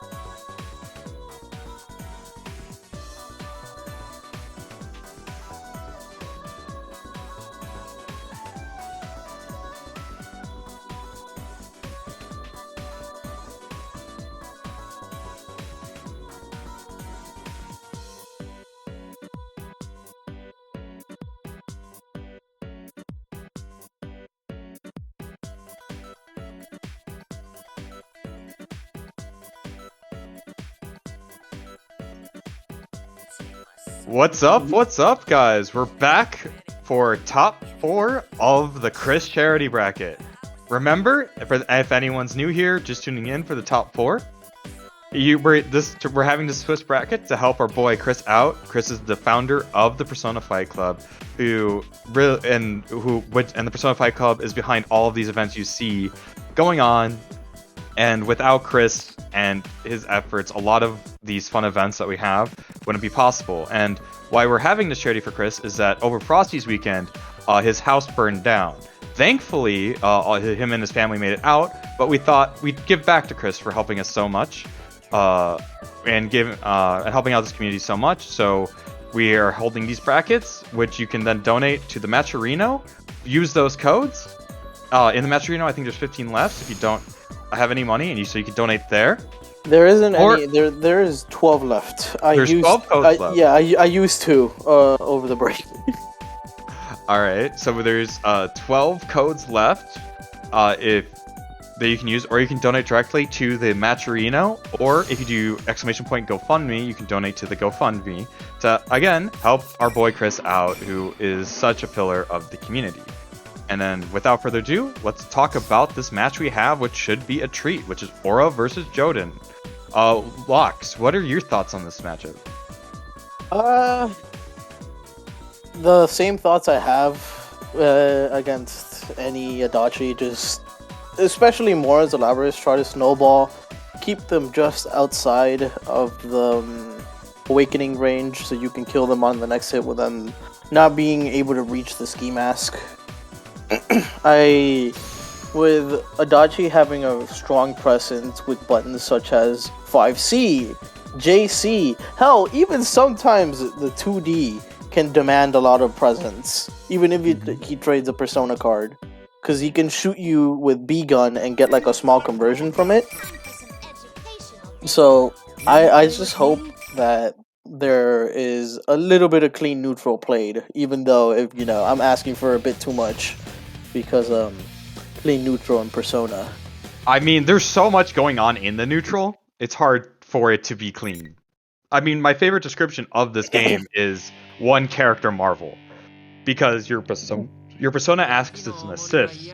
So I see it. I don't disagree at all. Yeah. Oh, that JB hit him from so far away. Both of these characters also have massive jump-ins. And I do want to point out that this is NA versus EU right now, which can be a bit of a pride match, if you will, because they want to show that their region is better than the other. Hell, if you look at the top 4, I think Jordan is the only representative of NA. No. Kyokugen is Canada, so that's another one. So it's actually even, which is very nice. Our Aura is... I don't know what specific country they're from. I know they're EU. So. I think they're UK, as well as D-Star. Oh, okay. Gotcha. But you will see Aura doing a very strong showing in the first round. Kind of snowballing like I expected to happen at the beginning of the match. But, dude, Adachi DP is one of the DP of all time. Adachi DP is great in a lot of matchups because there's a lot of horizontal distance. Yes. So that means it can DP out of pressure a lot of DPs would whiff because of just how far it travels. It gives characters I know like Mitsuru some trouble because she normally likes the space for pressure out of DP range, but she can't. Yeah, and let's not forget about the fact that the first part of the DP is an overhead, as opposed to it being a mid, as it usually is. And Jordan had the burst there, otherwise, because Labrys had Red Axe, he was probably gonna die. Oh my god, that was such a good reaction on the DP. Doesn't convert because I'm assuming he let the conversion drop because of how scaled Gears makes your combo go. Oh, great blocks from Jordan. Here we go. Oh wait, we didn't spin the meter. I think he might have gotten the meter a hit too late for the conversion. No, but even then, like, if you hit them off the second hit DP, you should be able to go into Mandala and or any other super that Adachi has, like a Heat Riser or Autumn Smasher. Wanna play I think the only exception is Ghastly Whale. But then again, I'm not really that much of an Adachi player, so you can fact check by going to the Adachi channel on the PFC Discord server. Yeah. Well, yeah, we do have a lot of tech channels at our Discord server that you can discuss characters, ask questions. People are generally very helpful if you want to learn this game. Alright. Aura starting off strong. Jordan just trying to just says no to Adachi J2D with the Yeah, JB. the Aura there definitely said, Oh. nah, I'm not dealing Aura with it. Oh, nice hit burst. 5G. That's a good burst. You don't want to be put in the corner this early on. JC. Because even though, let's say Adachi's a little bit of a mid dispenser, a lot of those mids are very scary because they can lead into a scary tick throw scenario. And even sometimes he can just jump back JC and you try to anti-air it and he will just kill you for it. Oh. Tried to air stall but couldn't because that super goes on for so long. And she is invincible. But it like, he air stalled for most of it, only taking a K damage there. Oh, he dropped it. Oh. And here we see Jordan taking the first round of game 2.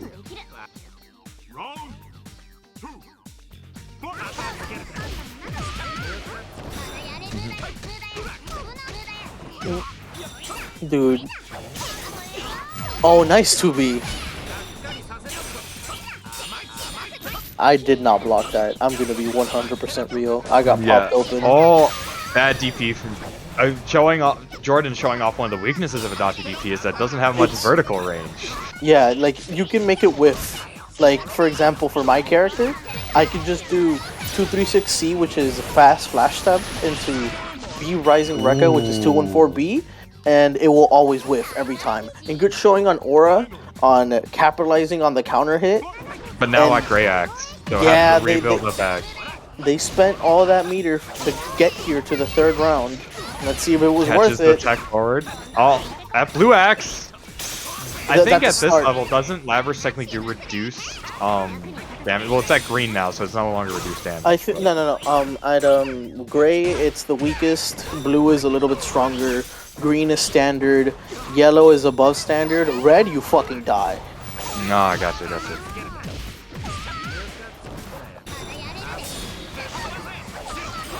Oh, that was such a good link. Oh, here we go. Heat Riser. Oh, the side switch. We want you in the corner tonight. Oh, he Oh. went for impact, Oh. bro. Oh, Wake up, Aura. brutal impact. The guts on this man. Or the guts on this player, my bad. I'm sorry. Fine. Yeah, Aura just wanting to send it, and maybe sent it a little too much. The big funny super, as I call it. That is definitely a fuck it, we ball moment. We ballin'.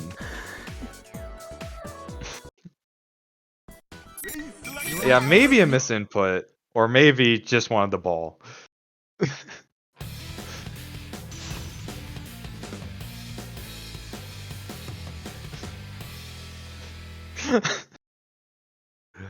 Alright. So now it's 1-1. Winner of this moves on to Grand Finals, I think, right? Because we're in a single limb bracket. Yeah, we're in single limb, so it's semis and then straight to finals. Wow. So everything's on the line for these matches. There's no losers to go through. Oh, my- dude, Jordan just holding back. He's content just doing this. Oh, but Until then he stop DPs. pulling back. Yeah. He couldn't resist the inner Adachi player.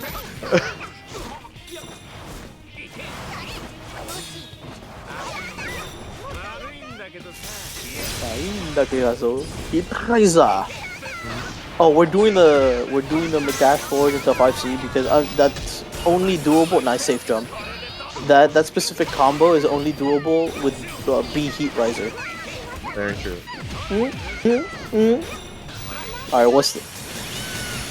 It doesn't matter, you awoke Adachi. The ice cut in this game has got to be one of the funnier things they added. Cause At least in my opinion, anyways, bro. Like, seeing just like, yes, I'm winning, and then their eyes flash in as an intimidation tactic is kind of funny sometimes.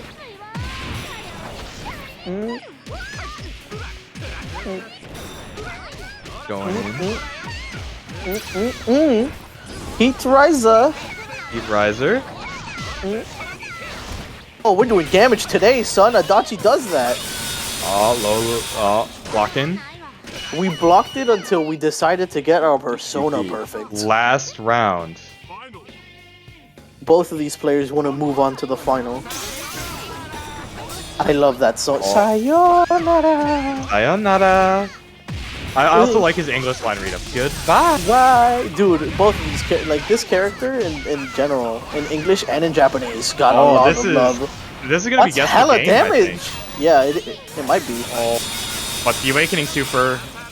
Can he block? Oh, rolls into the corner. He did and rolled, keeping his meter.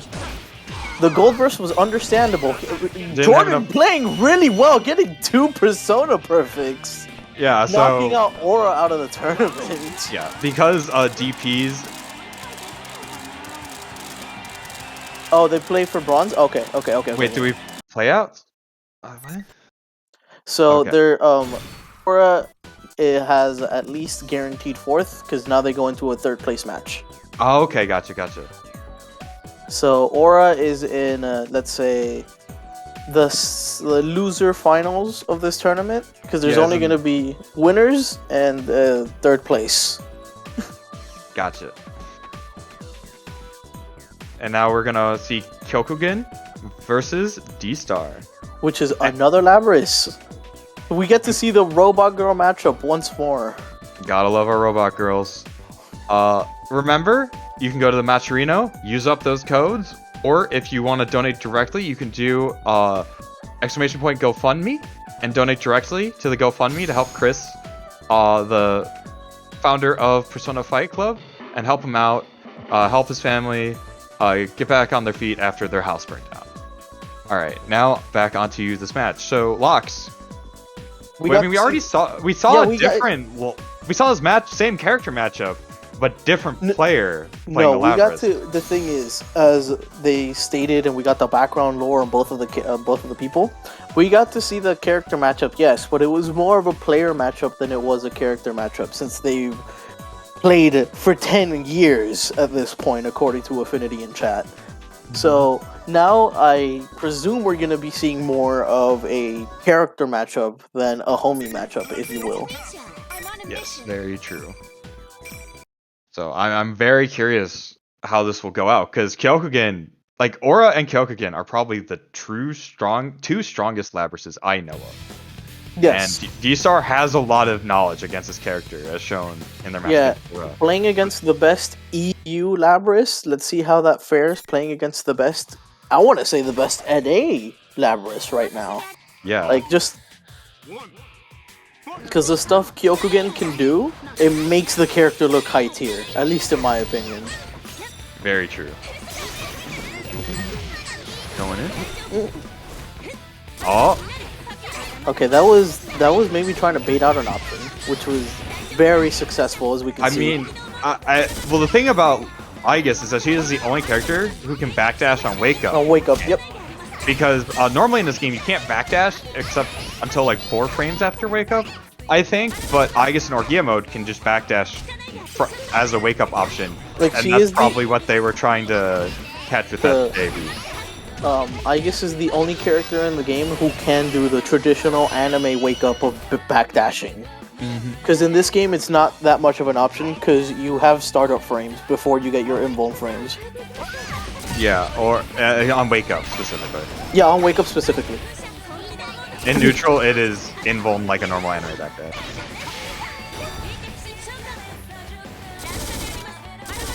Alright. Using some bullets on. Oh, gets hit from downtown. Red Axe, next hit's gonna do massive damage. Probably gonna take the game. It may or may not. Oh my god, the AOA opener. Let's see the damage. And you have 100 meter? This should hurt. Oh, they're going for the fancy extension. Yeah, we're cashing out, bro. That did 4.9k. Could have done more, but didn't need to. Yeah, because they were at that perfect range where they got their dome piece cracked with 100 meter. Yeah, you're dying. You don't gotta do the fancy stuff. Just make sure you end the game. Yeah, just showing off that just Labrys, if you get hit at the wrong moment, can just end the game in a flash. I'm on a mission. And now, as we see, D-Star wasn't doing the just stand on wake up as much as they were against Aura, as I noticed in this match. So Yes, because I was actually gonna point out that. So thank you for saying he's doing the traditional Aegis thing of going for mix instead of waiting what the person is gonna do. Because since D-Star and Aura have played so much, he can sort of just stand there. and now he has to be a little bit more active against Kokugan. And Kokugan just sniping the backdash from D-Star. Dude, the round star JA to try to keep herself safe, Aegis safe, it did not And work. gets the probably one of the fatal stars I see the least in the game, which is the chain knuckle. What is the fatal counter you see the least in this game? Now that you brought it up. I think, I mean, there's some ones that just isn't even there. There are some rare ones. I probably don't even know about them. That's a fair point. Nice roll on Kyokugen's to get out of the flame wheel Oki. I would say probably my favorite one we see the least is the Naoto. Wait, no, it's not a fatal anymore, I don't think, which is the Naoto raid kick. Ah, That was my favorite in the old game. I love that one. good burst. You're trying to live. I don't. Z-Star showing expert mobility, moving around, getting that JC. Oh, Guess that's the schmixurization and good on D-Star taking the burst. Because even if he loses, this is a good position. Because D-Star spent the burst first. They have the burst race advantage, which is very important in this matchup specifically. Because against Labrys, you're bursting so you don't die, and against Aegis, you're bursting because you don't want to deal with her Oki. These axe hits have a very high hit rate against D-Star. These guillotines. Oh, gets the Oh my bootleg god! reset. Oosh. This That is real. Dude, we call that the American reset. That was a drop combo? No, it was not. GG's to both of them. Oh wow. I've never seen that drop to reset before. Good awareness from Kyokugen being able to pick up that rare situation into a full combo into winning the game. There's and where we see Kyokugen takes it 2-0. That's where we see character specialists knowledge pop in. Maybe we didn't know that we could do that, but maybe they planned that out. And here we get to see the Aura D-Star rematch, but this time they're going for third place. So we saw the preamble before, but now we get to see when all the money's on the table. This is for all the marbles of third place. Yeah, speaking of money, why don't you use some of that to help our boy Chris out in the matcherino? In the GoFundMe, I'm so sorry. In the GoFundMe. No, You can donate them both. You can donate to both, and because most of the profits, if not all the profits, will be going to Chris of this tournament. He helped us build this community. He owns the Discord server, so in return, let's try and help him get back on his feet. Yeah, Chris, great guy, done a lot for this community, so let's give back. Exclamation point Matcherino, exclamation GoFundMe. The links are in the chat right now if you want to click on them and go to those pages and help out a person who is integral to the Persona community. And now, let's talk about this rematch between Aura and D-Star. Rivals, training partners. I can't help but to point out that it's EU third place match and NA first place match. Yeah, I mean, I ain't gonna say nothing. Yeah, I'm not saying. I'm pointing it out because it's true. Like, yeah. But good to everyone that showed up. We're nearing the end of the tournament, so everyone played well. At least in my opinion, all the matches that we've seen have been entertaining to some way, shape, or form. No, I mean we've had fun times. I mean, probably one of my highlights is Justin doing the saucy Shadow Naruto combo because her combos are in Shadow Frenzy are really cool, and you don't get to see them too often because it's Bro. normally SB Raid or Mudo, but we got to see a cool combo from Shadow Naoto, which I always love it when it happens.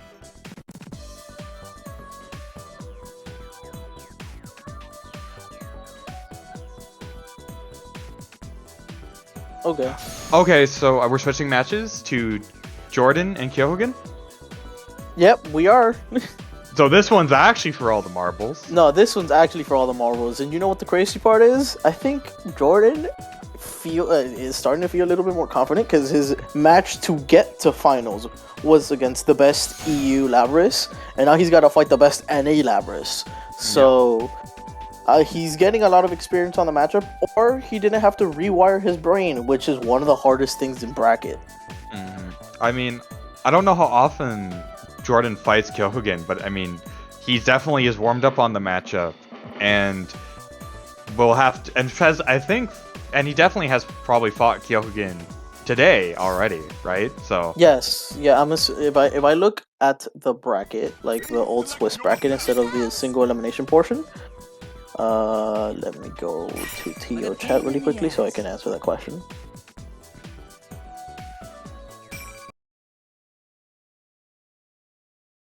all right, well, we're getting the match on the way, so finals. This I think is to first 2-3, if I am correct. Yes, it should be. At least I think so. Yeah. He did fight Kyokugen. He already fought Kyokugen, but in the Swiss portion, he got 2-0'd. Let's see if he can turn that around now. Yeah. And North America versus Canada. Best of friends, best of rivals. Alright, web ball. It broke the persona, by the way. I mean, fear setups. Yeah, doing Not gold wanting to burst. hold You don't the want to. fears, Yeah, just we're not bursting. holding that, bro. We've seen what type of damage that he can do, even without the mandala stuff. So we're spending the meter. We want the red axe immediately. Red Axe is so... Oh, gets counter hit, but drops the combo, still gets pressure. He dropped the combo, but was able to get a 2D setup so he can still keep his turn in pressure. And now that drop combo passes over the turnover to Kyokugen, which would be mad scary. Oh, the battle of the massive air buttons. Oh, true. Yeah, we got JB and we got JC. Oh, I heard it. Yeah, fatal. That's damage, bro. Dude, Kyokugen. Oh, drop the combo, drop the kill. Oh no, that was whiffed. Try to do a, I think That's a hero burst. Oh! Kyokugen wants to win. DP through Atom Smasher. Interesting choice. Don't know if that was intentional, but really funny. Bro, that last burst was either I want to keep momentum burst or a hero burst. Now I'm not sure which. Oh, nice cross up to Counter. 5B. JB. I almost said 5B and 2B. I'm confusing myself. Oh, backdash, bait now. Oh my god, Gets when is crossed up. Kyokugen is doing scary tagger pressure right now. Cause like, in order to get that cross up JB, oh, who's blocking that? Yo, press 1 if you got hit. You can do that? Dude, I should be seeing ones in chat. Ain't no one who blocked that. Oh, Yep, face DP whiff. DP. And here we see a Warden moment. This living is probably on gonna kill. Oh no? He lives on a pixel. Oh no! Oh, negative penalty first. No. What is penalty? I know penalty. Oh my god, the gold burst? Oh, a Nazi classic. Woo. Cracks his skull and kicks you saying get out of here. Jordan up 1-0 against Kyokugen. Hey, let's see how Kyokugen will adapt. I got cracked open by that one more. Nah, I got cracked open, bro. My ankles got broken. I have to go to the hospital. What I like is that we're starting to see the layers. We're not seeing level 1 mixes. We're starting to see plays like Jordan doing that air dash over to bait the DP that are deeper levels of mind game, which is always fun to see happen. Yeah. And in longer sets, players are more willing to take those risks because you have more games to play with. You can always, not to say a throwaway game, but you can definitely experiment if you have the lead a little bit more because you have that fallback plan of, oh, I'm in the lead. And take riskier moves that you might be a little bit scared to that could really pay off. Great block from Kyokugen. Oh, it gets clipped.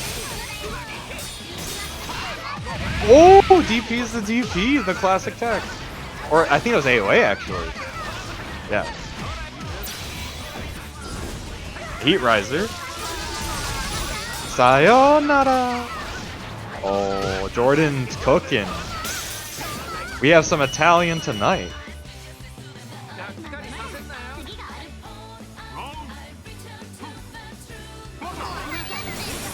Alright. I was drinking water, might be. Okay. What's next? Oh. Oh, yo, cross up, let's go.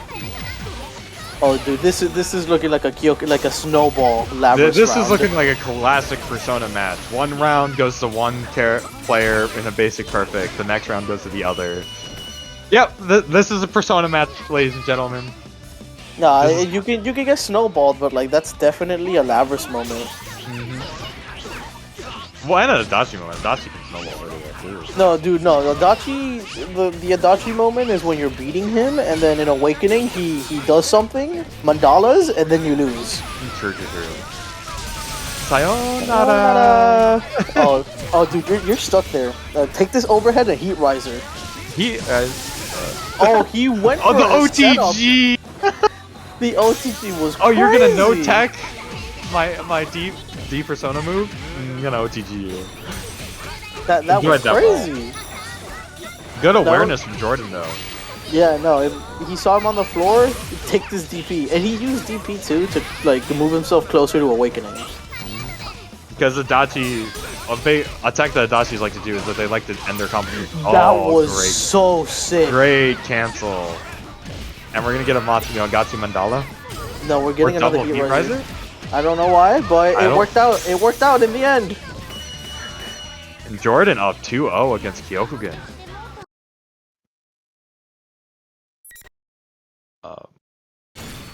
Yeah. No, Jordan really showing that he has warmed up on the matchup and really understands how to deal with Kyokugen's tactics. Let's see how Kyokugen will adapt and overcome what Jordan is, the dominant play by Jordan right now.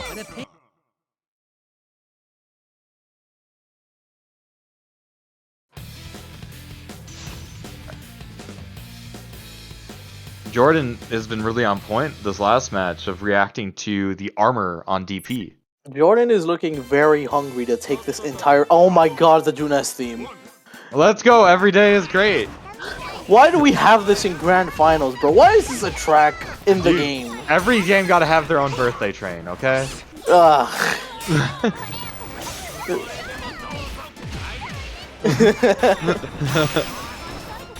Oh my god, this is definitely. There's no other way I'd rather have it. I want Kyokugen to win this game so we don't have to see someone winning grand finals with Junes. That's the most amount of bias I'll have this entire bracket. But aside from that, Jordan is looking very clean on his play until the counter hit. But his blocks have been very nice. His patience has been very good that I've observed.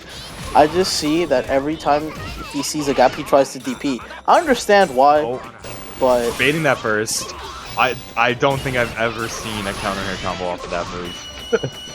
like, on a grounded counter hit, let's say.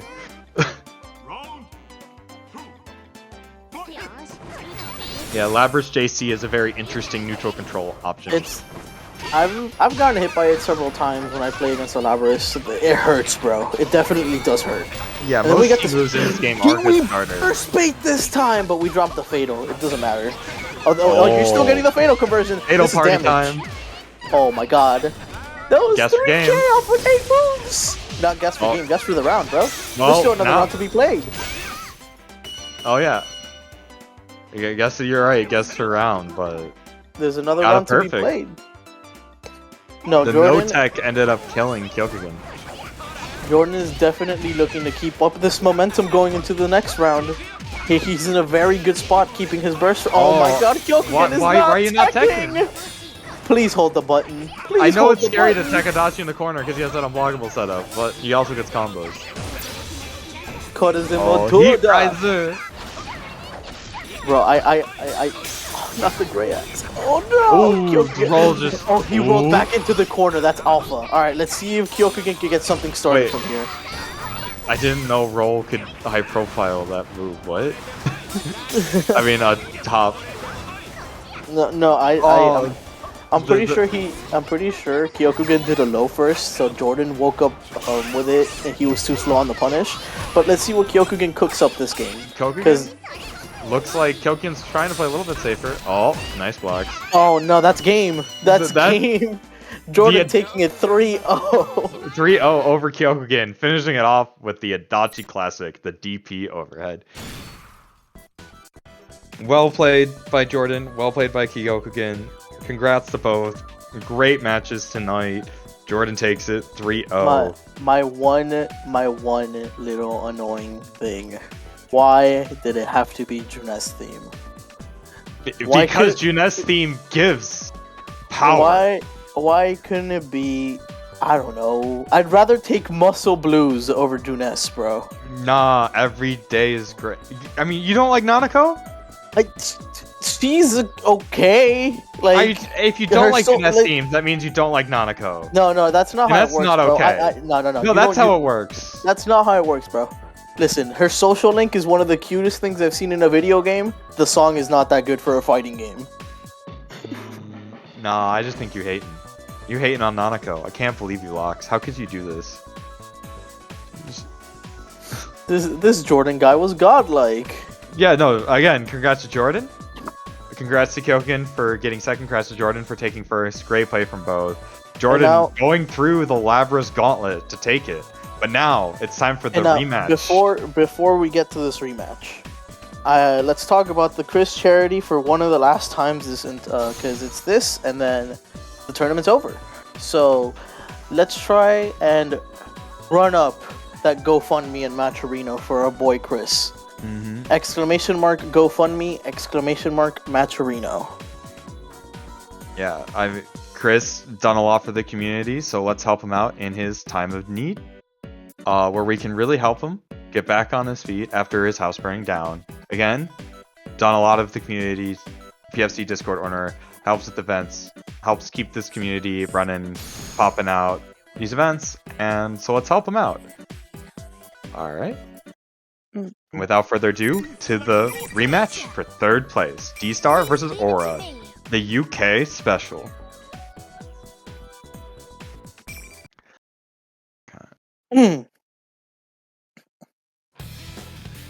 Do do do do do do do do do do do do do do. I wish they had the weights. I know all the female characters in the game don't have the weights on their thing, but I wish for the androids or the robots it was like 300 pounds or 1,000 pounds or something. Yeah, because they're all made of metal. Like Yeah. metal or some sort of metal. Yeah. We're seeing D-Star do the classic Star of backup shoot the gun. Nice safe jump to bait the DP, but they've overheated, so now they gotta wait for that to come back. The DP's through the gap of 5 dB. Nice blocks. 2B, classic neutral control.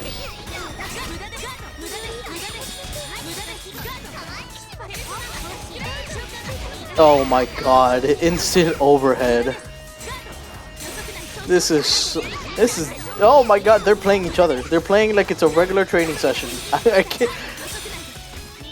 Oh, I don't think I can feel tournament nerves because they're both just trading. You I- see these IBs? D-Star. Like D-Star just knows, and he kept IBing, and Aura did not care. They kept going for the same cross up. Alright, alright. Doki Doki, what's the okay? Oh. I was expecting some wild pickup on. Wow, that's a. That is definitely a way to end the round. Yeah, get shot. First round goes to D-Star. Let's see how Aura will adapt. Is this also first to 3? Okay. No, this is a first to 3, ladies and gentlemen, so we're in for a treat. Oh, drops the loops. But gets the reset. As you see, because last time D-Star did 5BB, Aura DP through it, so this time they only did one of them trying to bait the DP and get a punish. Great adaptation. Although Aura didn't bite. It's very good that aside from the layered stuff that we're getting to see from the characters, we're also opening up different layers in player matchup. Because like what you just explained is definitely that was so sick. Very smart on D-Star to not burst because he would have thrown away the game. Very true. But very good play from Aura using the one more burst to save Red Axe, which is arguably a more important resource to Labrys.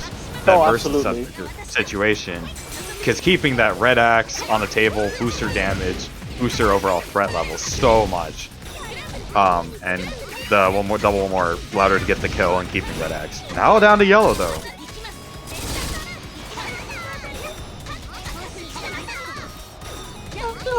Oh my god, the Japanese voice is so cute.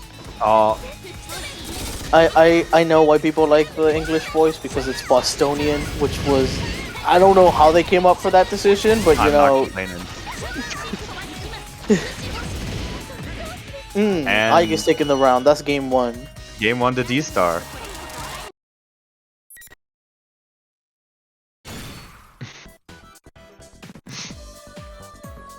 I know D-Star is just on point with all of these instant blocks. 16. I think it's a pretty big window in this game, but still it requires knowledge of when to properly block all of these, especially when there's mix-ups on the line. Because if you mess up, you get hit for a lot of damage, especially against Labrys. Moving on to game 2, let's see how Aura will adapt to what D-Star has shown.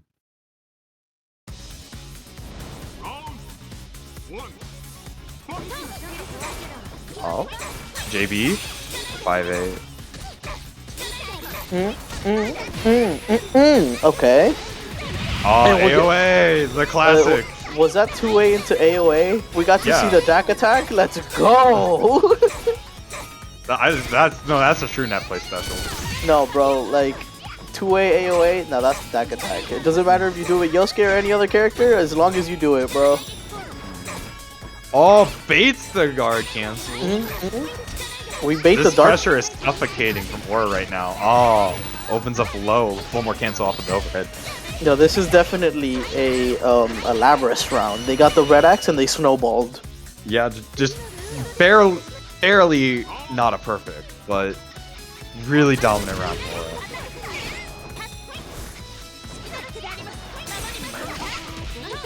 Aura. Nice IB from D-Star again. In this game, I being in the air, I think it allows you you take away 2 more frames of block stun than on the ground. So I think you remove 4 frames of block stun versus 2 frames on the ground. So it's very good to IB in the air in a lot of cases.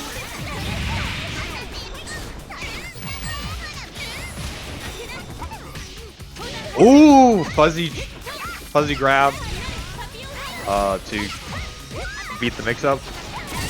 In the corner. This is not good for Aura.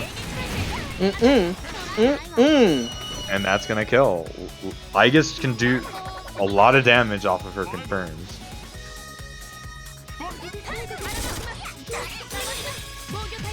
Oh! Gotta love the 5AA massive delay 2A catching. Off guard. Rino Mondo. Great conversion from D-Star. Or a blocking that makes up baits Oh, DP but dude, doesn't get a good punish. They got the gun punish, which is not one of her best punishes, but it is damage, and that's important. 2B catching Aura in the air. Oh, baiting the burst? Baiting the burst, using the invuln frames. Oh, but Labrys got a hit.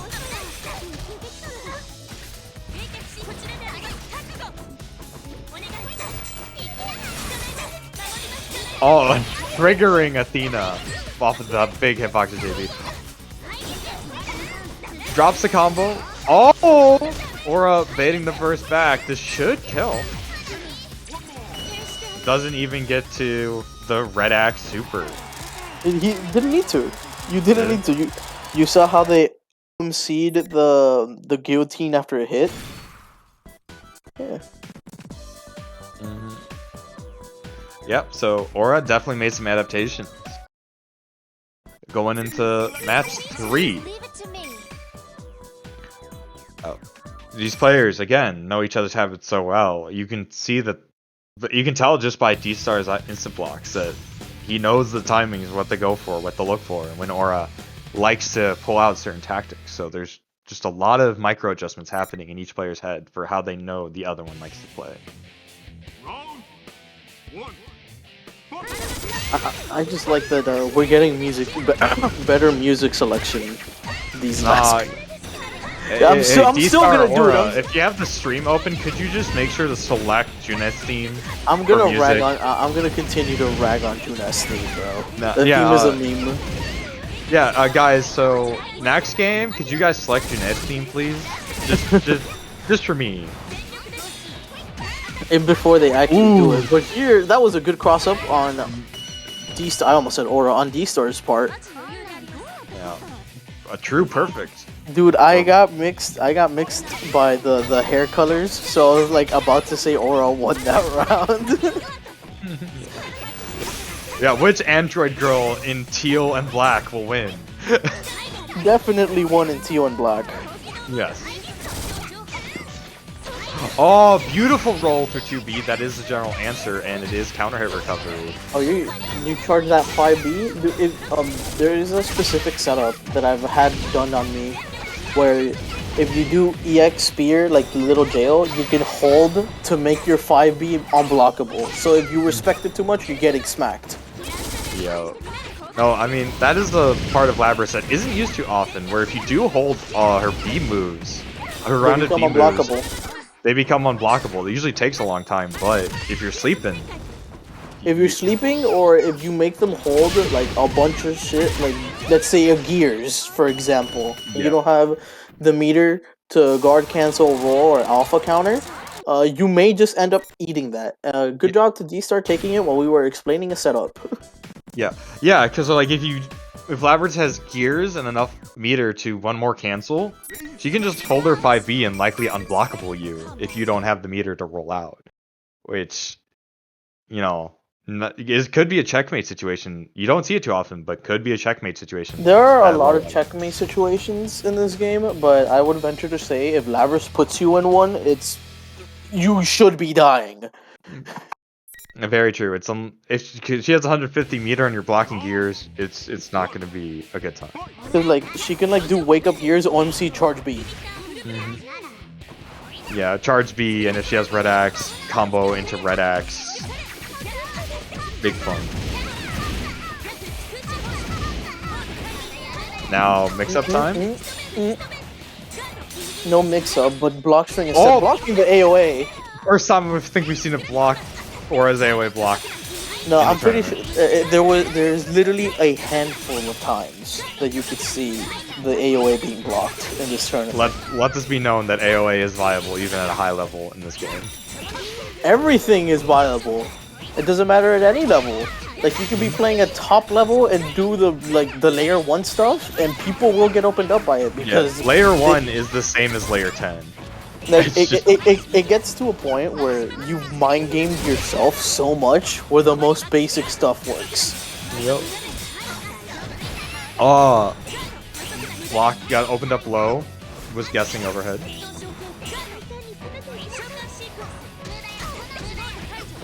Doesn't get the punish on the roll. Oh, the Oh, fatal. fatal! Now let's see if D-Star is smart with the usage of the burst. Yes, keeping it for the second round, knowing they have that advantage. Yeah, Because and- Aura had to waste a lot of resources to get that round. yeah, not just the meter, but mainly the axe. Now they're in Yes. gray axe, so they do Yes, have to build back up before they become their. which is where you can differentiate mid-level players from high-level players. Because if they get fataled by Labrys and they don't think about the axe meter, they could just burst and then potentially Labrys can beat you and keep her red axe, and it could be even worse for you. Oh, in green axe though. We're climbing through the ranks up again, boys. Ooh, gets counter hit. Gets the reset. Oh, baiting a DP. Greg gets the guard cancel. D-Star gets the guard cancel. Baiting verse. Reacts to the DP, and DP's back. Oh, gets cooked by JB, but no conversion. That was so mean. Oh. That was so mean. The classic. And that's where we burst. Yes, we want to be in Awakening now. Yeah, Awakening, you have more defense. Persona broken. Okay, let's see what we do. I guess without her persona is still a scary character, but without JC, a lot of her stuff becomes a lot less scary. You're dead. We're going to last game. Last game. Set point for third place. Let's go. Yeah, this just shows this is a treat of a match, because I mean, I don't get much chance to watch or even fight against the EU players, so it's cool to see them playing each other and what they have to offer, which is a lot of interesting choices, cool tech. I'm really impressed by D-Star's mobility and ability to be on point with all of these IVs. And Aura, obviously a monster with Labrys, making a character that's considered mid-tier probably look top tier. Yes.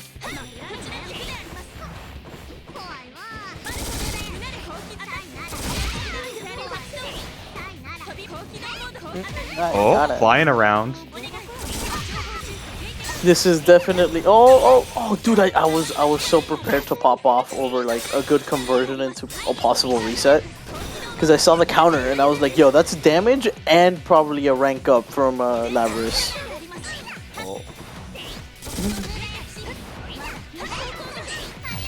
2B catching the Morgan Dash. Oh, fuzzy jump out, grab. Caught mashing. Nice DP.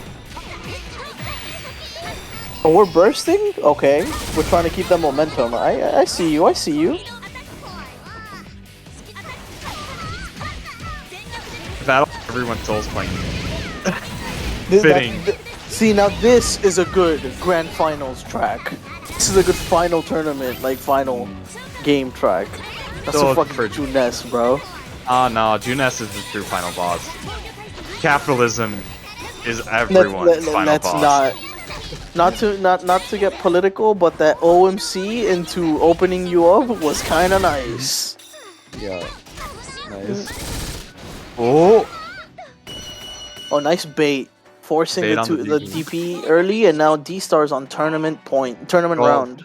Third bronze round. Well, tournament is easier to say than third place round. It rolls off the tongue easier, bro. Fair enough. Semantics, schmantics, you know what I mean?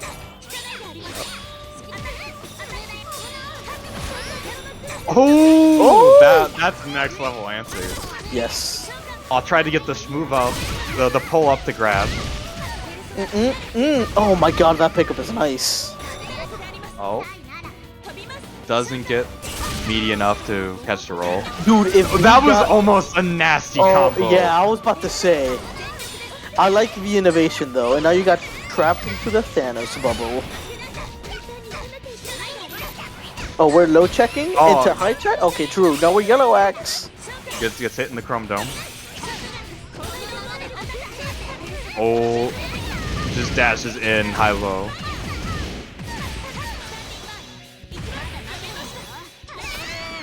Oh, he took it with a double super. D-Star, third place. He's on the podium. Congrats to D-Star for taking Congrats third to place. Aura. Congrats to Aura for getting fourth as well. Yeah, what a great match to end on. A true show. Total blast to watch. Thanks for Aura and D-Star coming out. Great match from both. Great bracket. I like the Swiss format because we got to see everyone technically had around 2 lives because everyone got to play everyone. So that's neat. We got to see a bunch of matchups that we've never seen before, like Adachi Rise. At least I've never seen that matchup before, so that was interesting to me. Speaking of very interesting things, GoFundMe, the Matcherino. We gotta help out our boy Chris, cause without him, Persona probably would not have gotten as big as a revival as it has right now. So we gotta show our appreciation and our thanks back to the GOAT. Yeah, the GOAT. Let's help the GOAT out. Chris the GOAT. Help him and his family get back on track after their house burned down. Thankfully, they're safe, but again, you can go to the Matcherino, use up those codes, and all the proceeds will be donated to Chris from the Matcherino. As well, if you want to go to the GoFundMe and donate directly, the links are currently in the chat if you would like to go to both. And again, Chris has done a lot of community, great guy.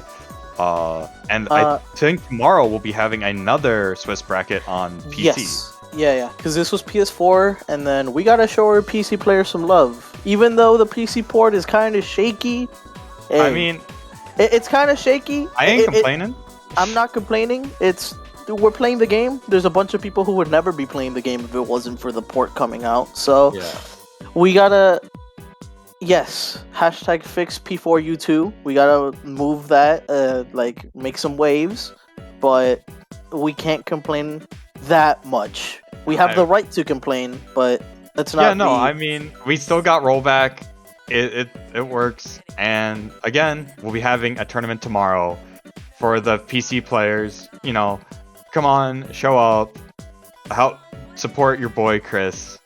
We'll be raising. We have another Matcherino for that one as well, or I think it might be the same. I'm not quite sure. But yes, same Matcherino.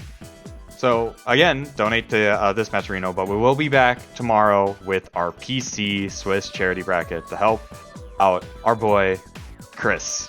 Chris trademark. Yeah, Chris TM, the GOAT. I have been Ike Seamus. And I've been joined by... And I've been Loxheart. I've had a blast commentating this, and it's nice to help out someone who has done so much for the community. Grim, running the stream in the background, thanks to him. I've been Ike Seamus, signing off. And one last thing. Not only has it been in the curtains running the stream, he's also been in charge of the bracket. So shoutouts to Grim being the unsung hero.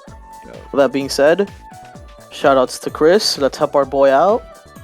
I've been Lox. I've been Ike. Signing out. See ya.